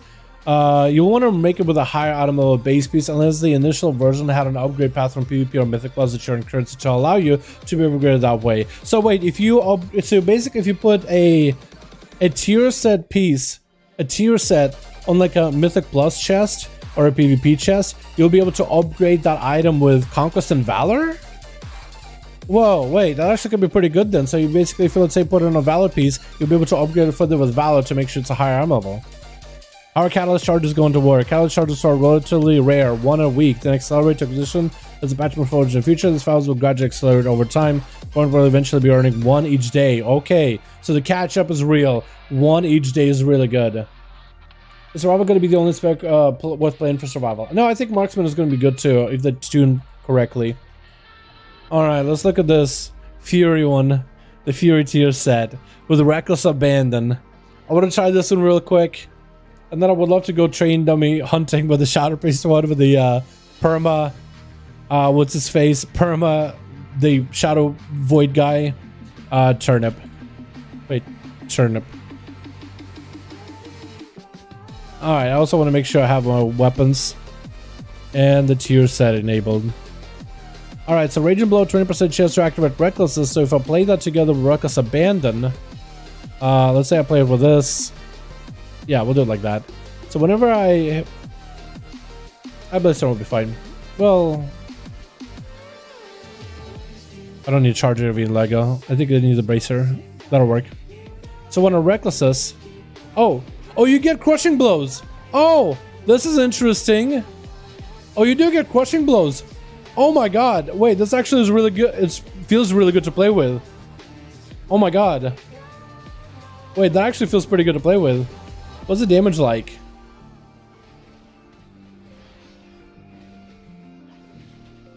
Oh my god. Crushing blows feel pretty good to play with. Oh, that's pretty cool. And I like this a lot. Crushing blow. Ha! Hey, we got a proc. Ah. Oh, this is pretty cool. I like this.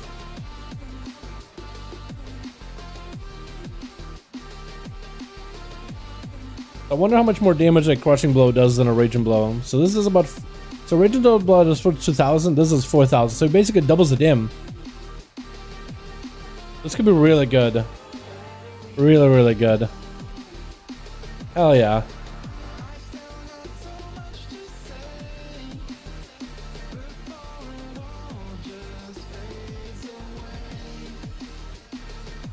Oh my god. Oh my god. That feels pretty good to play with, chat. Oh my goodness. I don't think this is going to make Necrolord as good, but it's still going to be pretty good. Because Necrolord benefited highly from just being able to get 50 rage out of the Reckless Abandon rage bonus. But we'll see how things go, right? Let's try this. I want to try actually like charging in and seeing how things go. So I don't know if I want a banner. I think I want a banner. And then crushing blows over and over and over. My god. That opener. This opener, bro. Bro, I'm just slamming it. Slamming it. Oh my god. We're ramping. We're ramping, boys. What is this? This is actually kind of good feeling. Oh my god, I can maintain my banner for a while. Oh my god. And during Lust, this will be so much faster.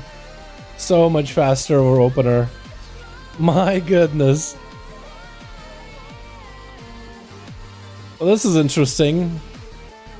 Definitely interesting.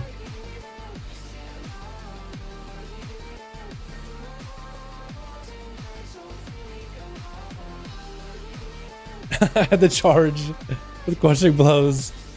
That's so good.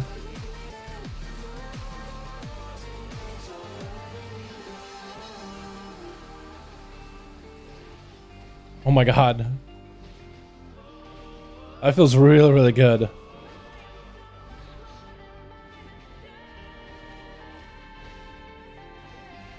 Oh my god, I was maintaining recklessness for a while too. Damn.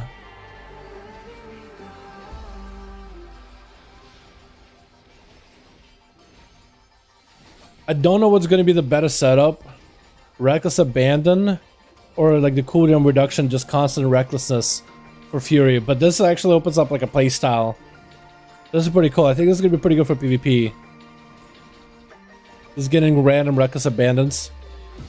Especially if you're holding off on a few charges of the your burst. My goodness, this feels really good.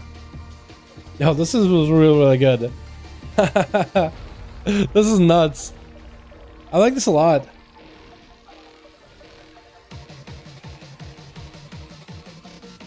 I wonder if it's ever worth just holding onto a charge of crushing blows.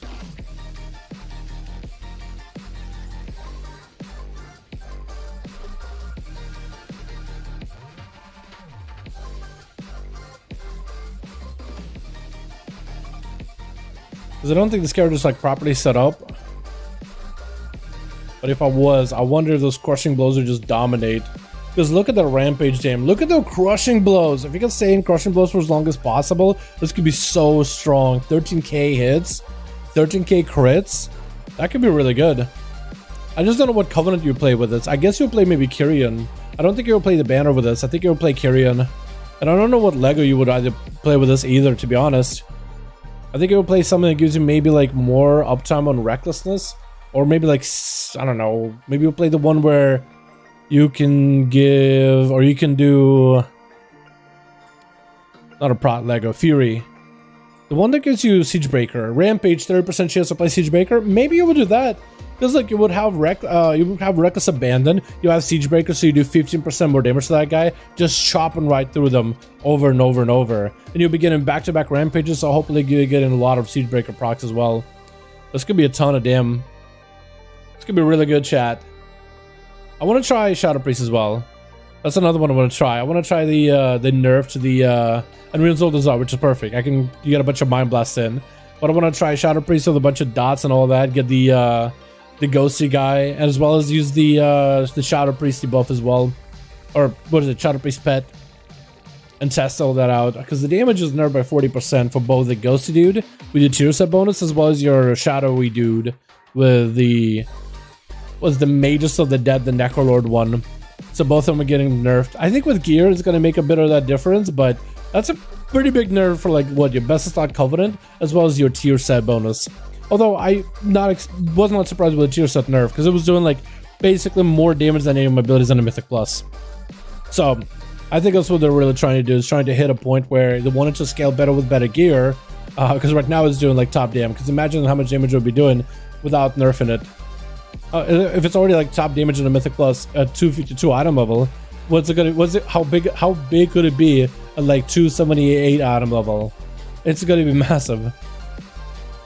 I want to try this out. I think I can have it up for a while though, so let's try this. I don't know what like builds these guys are playing. I'm just gonna try to take these talents. Fortress, that, Auspicious, that. Okay, that'll do. I think that'll work okay. I have Rapid Shadows, but I'm not sure. We'll be fine. I think that'll be okay with Rapid Shadows. Yeah, we'll just go for full burst maybe.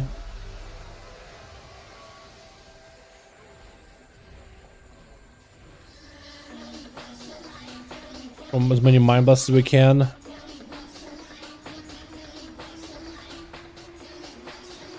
Proc.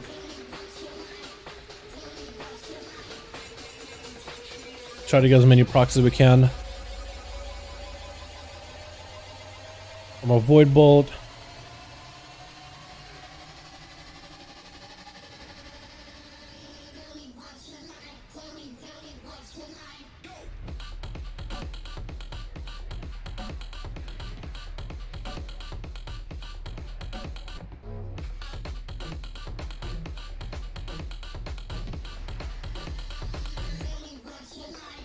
So what's causing me random procs of something's causing me random procs of Mind Blasts out of nowhere. Is it this guy channeling? Wait, can my own like shadow proc his own like buff? Or is that not intended? I'm not sure.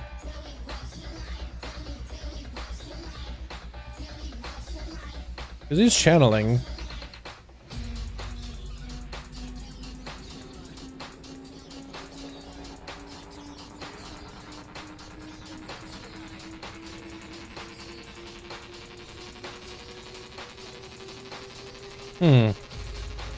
Interesting.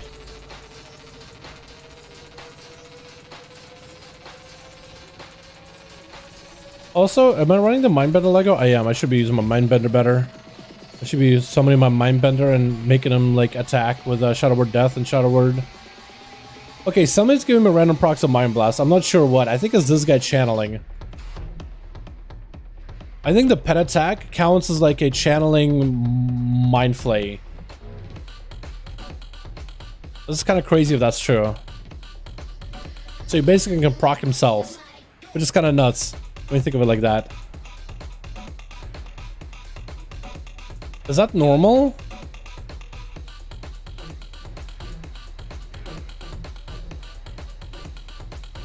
I need to ask a guildie if this is normal.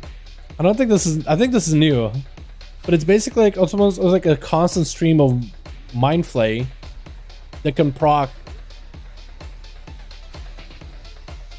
the free Dark Thoughts procs. There, it just, again, it didn't do anything. It just got a proc on its own. Like there, I pressed Devouring Plague. Here I'm pressing Mind Blast. Yeah, he could totally proc himself. Your own shadow is constantly channeling Mind Flame, which can proc Dark Thoughts by itself. This is actually kind of nuts. Wait, so they nerfed him, but now he can basically have a better uptime. Yo, what is this? This got to be bugged, right? This got to be like not on purpose. There's got to be a bug that's causing this, right? Chat, there's no way, right? There's no way. Oh my god, he's just procking himself over and over. This is insane. Proc, instacast.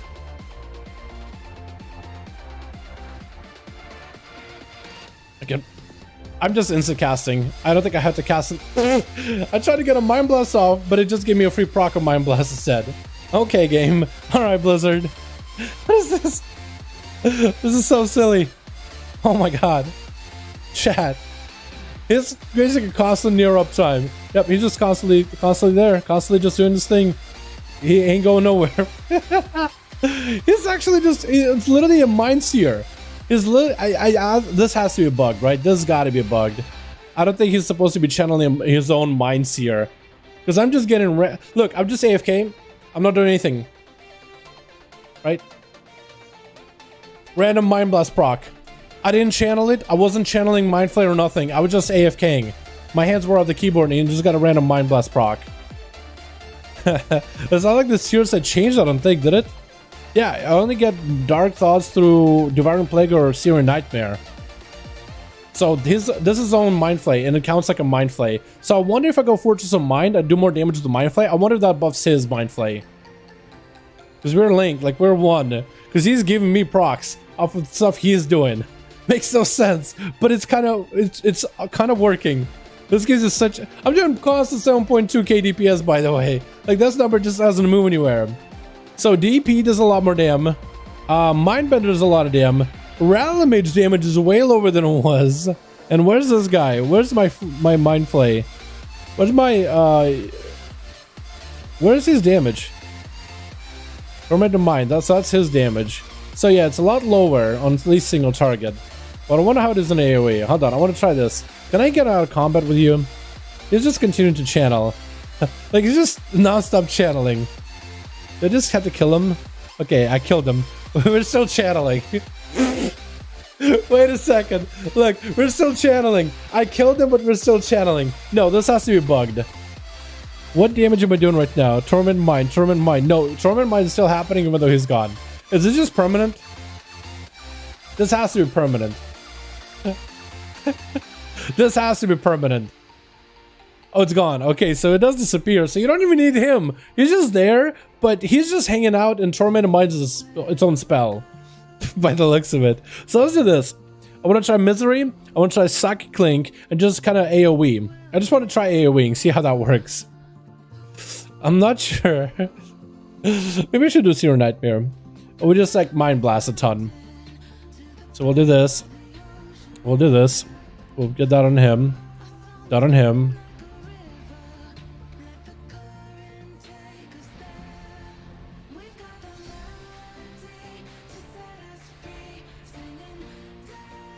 We got Mind Blast.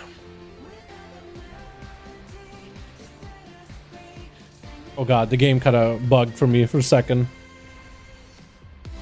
Mind Blast. A 20k DPS.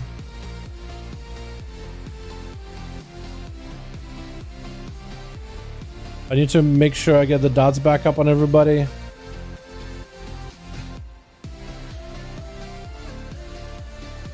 I can't spend more resources fast enough. Okay, here we go. Get a free Mind Blast procs.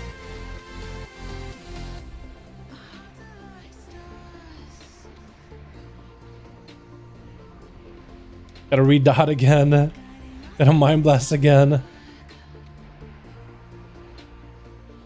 Got Mind Blast procs again. So let's just summon my pets. Mind Blast again. Re-dot.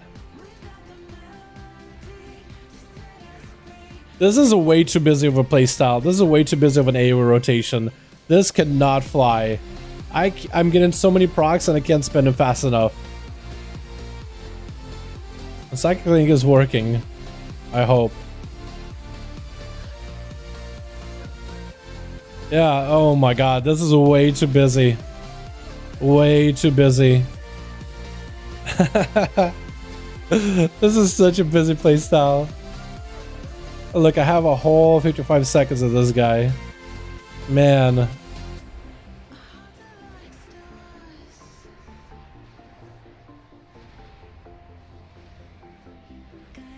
Okay, so I think it would play as Apparitions, and I don't think it would play Searing Nightmare. I think it would just play Apparitions and Devouring Plague and cleave them down with more ghosties. I think that's how you do it. You probably play Misery. Man, it's gonna be, you know what's gonna be Misery? Figuring out how to play this properly, because this is way too busy and there's too much going on for Shadow Priest.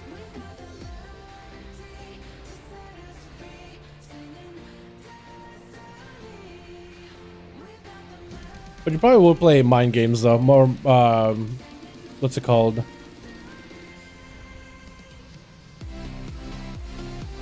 Psychic Link, maybe. Just generate way too many calm points. Or calm points, 2 resources.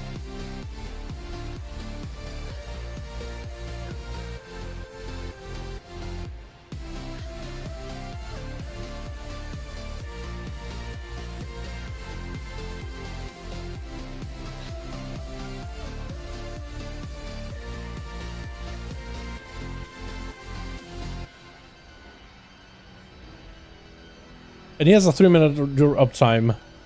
Wait, okay, can we make him even like more, give him bigger uptime than ever before? Because he has a 3-minute uptime now.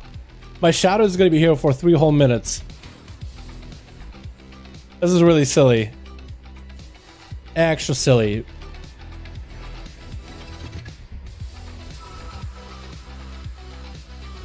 He's gonna be there for 3 whole minutes. Is it because Psychic Link that he's got 3-minute uptime because it's getting more Mind Blast than it's supposed to? It's just because I'm like getting a lot of procs. I can't tell. We turn a 3-minute uptime into like a 4-minute uptime. Is it possible? We have the technology. I don't even know how I got it to 4 minutes or 3 minutes in the first place.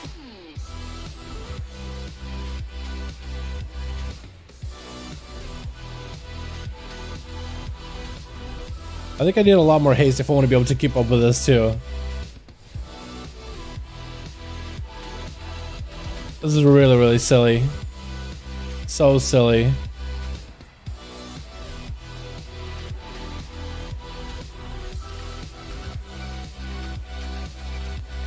Oh, it was 4 minutes for a second. Hold on, look at that. 4 minutes! Hey! There it is, boys. We did it. 4 minutes. 4 minutes uptime on this guy.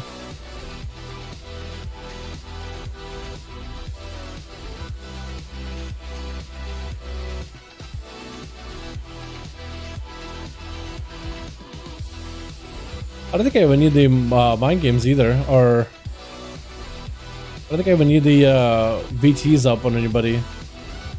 Maintain his uptime for minutes.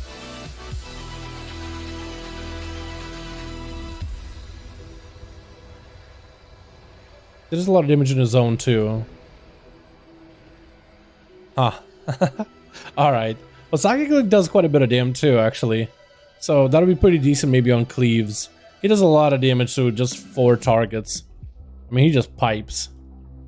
Yeah, I don't know. This is going to be interesting. I wonder if Night Fae will be a stronger choice for Shadow Priest going forward. Can I get out of combat? I can. Okay, does he fight anything? Oh, he's stuck on the ground. Look at him hovering. Okay, now he's on my back. It looks like if I'm like low enough on the ground, he's going to kind of stick to it. But when I'm high enough, he's like on my shoulders again. Alright, this is interesting. Alrighty, gang. Well, I gotta go make a video on these updates. I also gotta get some food, man. I'm really hungry, so we're gonna call it here, boys. It's 8:20. Thanks so much for sticking around as long as you guys did. It's been a longer stream than normal, so I appreciate you guys for hanging out as long as you did. Yeah, the Shadow Priest change is interesting. Their thing seems a little more buggy. That, or it's just supposed to be this like long duration or getting this many procs. It looks like their Shadow is getting straight, even though it's got nerfed in damage. It's like it keeps itself up. It keeps itself proccing over and over and over. So the damage is lower, but it's even easier to play with because like it just keeps buffing itself in a sense. That's kind of nuts. Also, apparently Catalyst is in the game now. Greater Catalyst has been added. Or at least the interface has been made and available for testing. And we have a preliminary look at how to convert items into serious side pieces. Okay, that's interesting. So it's gonna have the charges and whatnot. Chat, thank you so much for coming by. I appreciate you. You guys are super awesome to hang out with. Thank you for hanging out for a long while. We were waiting for PTR for a long bit. So I appreciate you guys for being patient, spending time with me. There's a lot to dig into. Lots to dig into this update. Definitely want to test out and see how strong classes are looking. Definitely need to do a lot of testing with my guildies as well. Seeing how classes are looking to improve. But yeah, very excited. This outlook thing I want to test with more and mess with more. I love that there's interaction with the Lego, but I don't know how good it's going to be. I'm hoping it'll be maybe something out of it. Of course, rogues are going to sim it over on the Rogue Discord, so we'll have more information of what's looking good, what's not looking that good. But yeah, it looks like the rogue stonks are on the rise, at least from the early look at the Discord. Looks like people are pretty happy about it, potentially. We'll see. We'll see. Take care. Thank you, boys. You guys are awesome. I'll see you guys all tomorrow. No stream. It is Thursday. It's a day off. I'll see you guys back up Friday. I'll probably ask the boys and I'll decide whether we're doing PTR duels on Friday or we're doing just live duels. I'm thinking we'll do just 2 days of PTR. I think it's been really fun testing out PTR. And I think this week we got quite a few changes. Maybe we'll see some people try something new, something different. Similar raid won't happen, but I think yeah, there's no raid tonight. We're gonna be having one tomorrow, but no streaming tomorrow. Thank you all. Kim, thanks for coming by. Celtic, thanks for coming by. D Woods, appreciate you, my guy. Thank you all, boys, for joining. Callie, thank you for the donor, appreciate you. I'll see you boys over on the Friday, or actually, I'll see some of you next time I put up a video. I'll check you guys in the comments, or also join our Discord if you haven't. Like the streams, like the videos if you're here. Give them thumbs up, appreciate it a lot. Sub to the channel if you haven't. Give it a hit that bell while you're at it to get the regular updates. Gonna be testing out the changes, seeing how good they are, seeing what the buffs and nerfs are looking like overall, what they spell out for our classes, and more 90 videos. Hopefully we'll get announcements on this one maybe tomorrow, maybe Thursday announcement for like, hey, PTR ending in 2 weeks and live servers for 9.2. That'd be kind of cool. Anyway, thank you all. I'll see all of you. Oh, AJ. Ooh, there you are. Beauty. Boys, have a good one. Peace.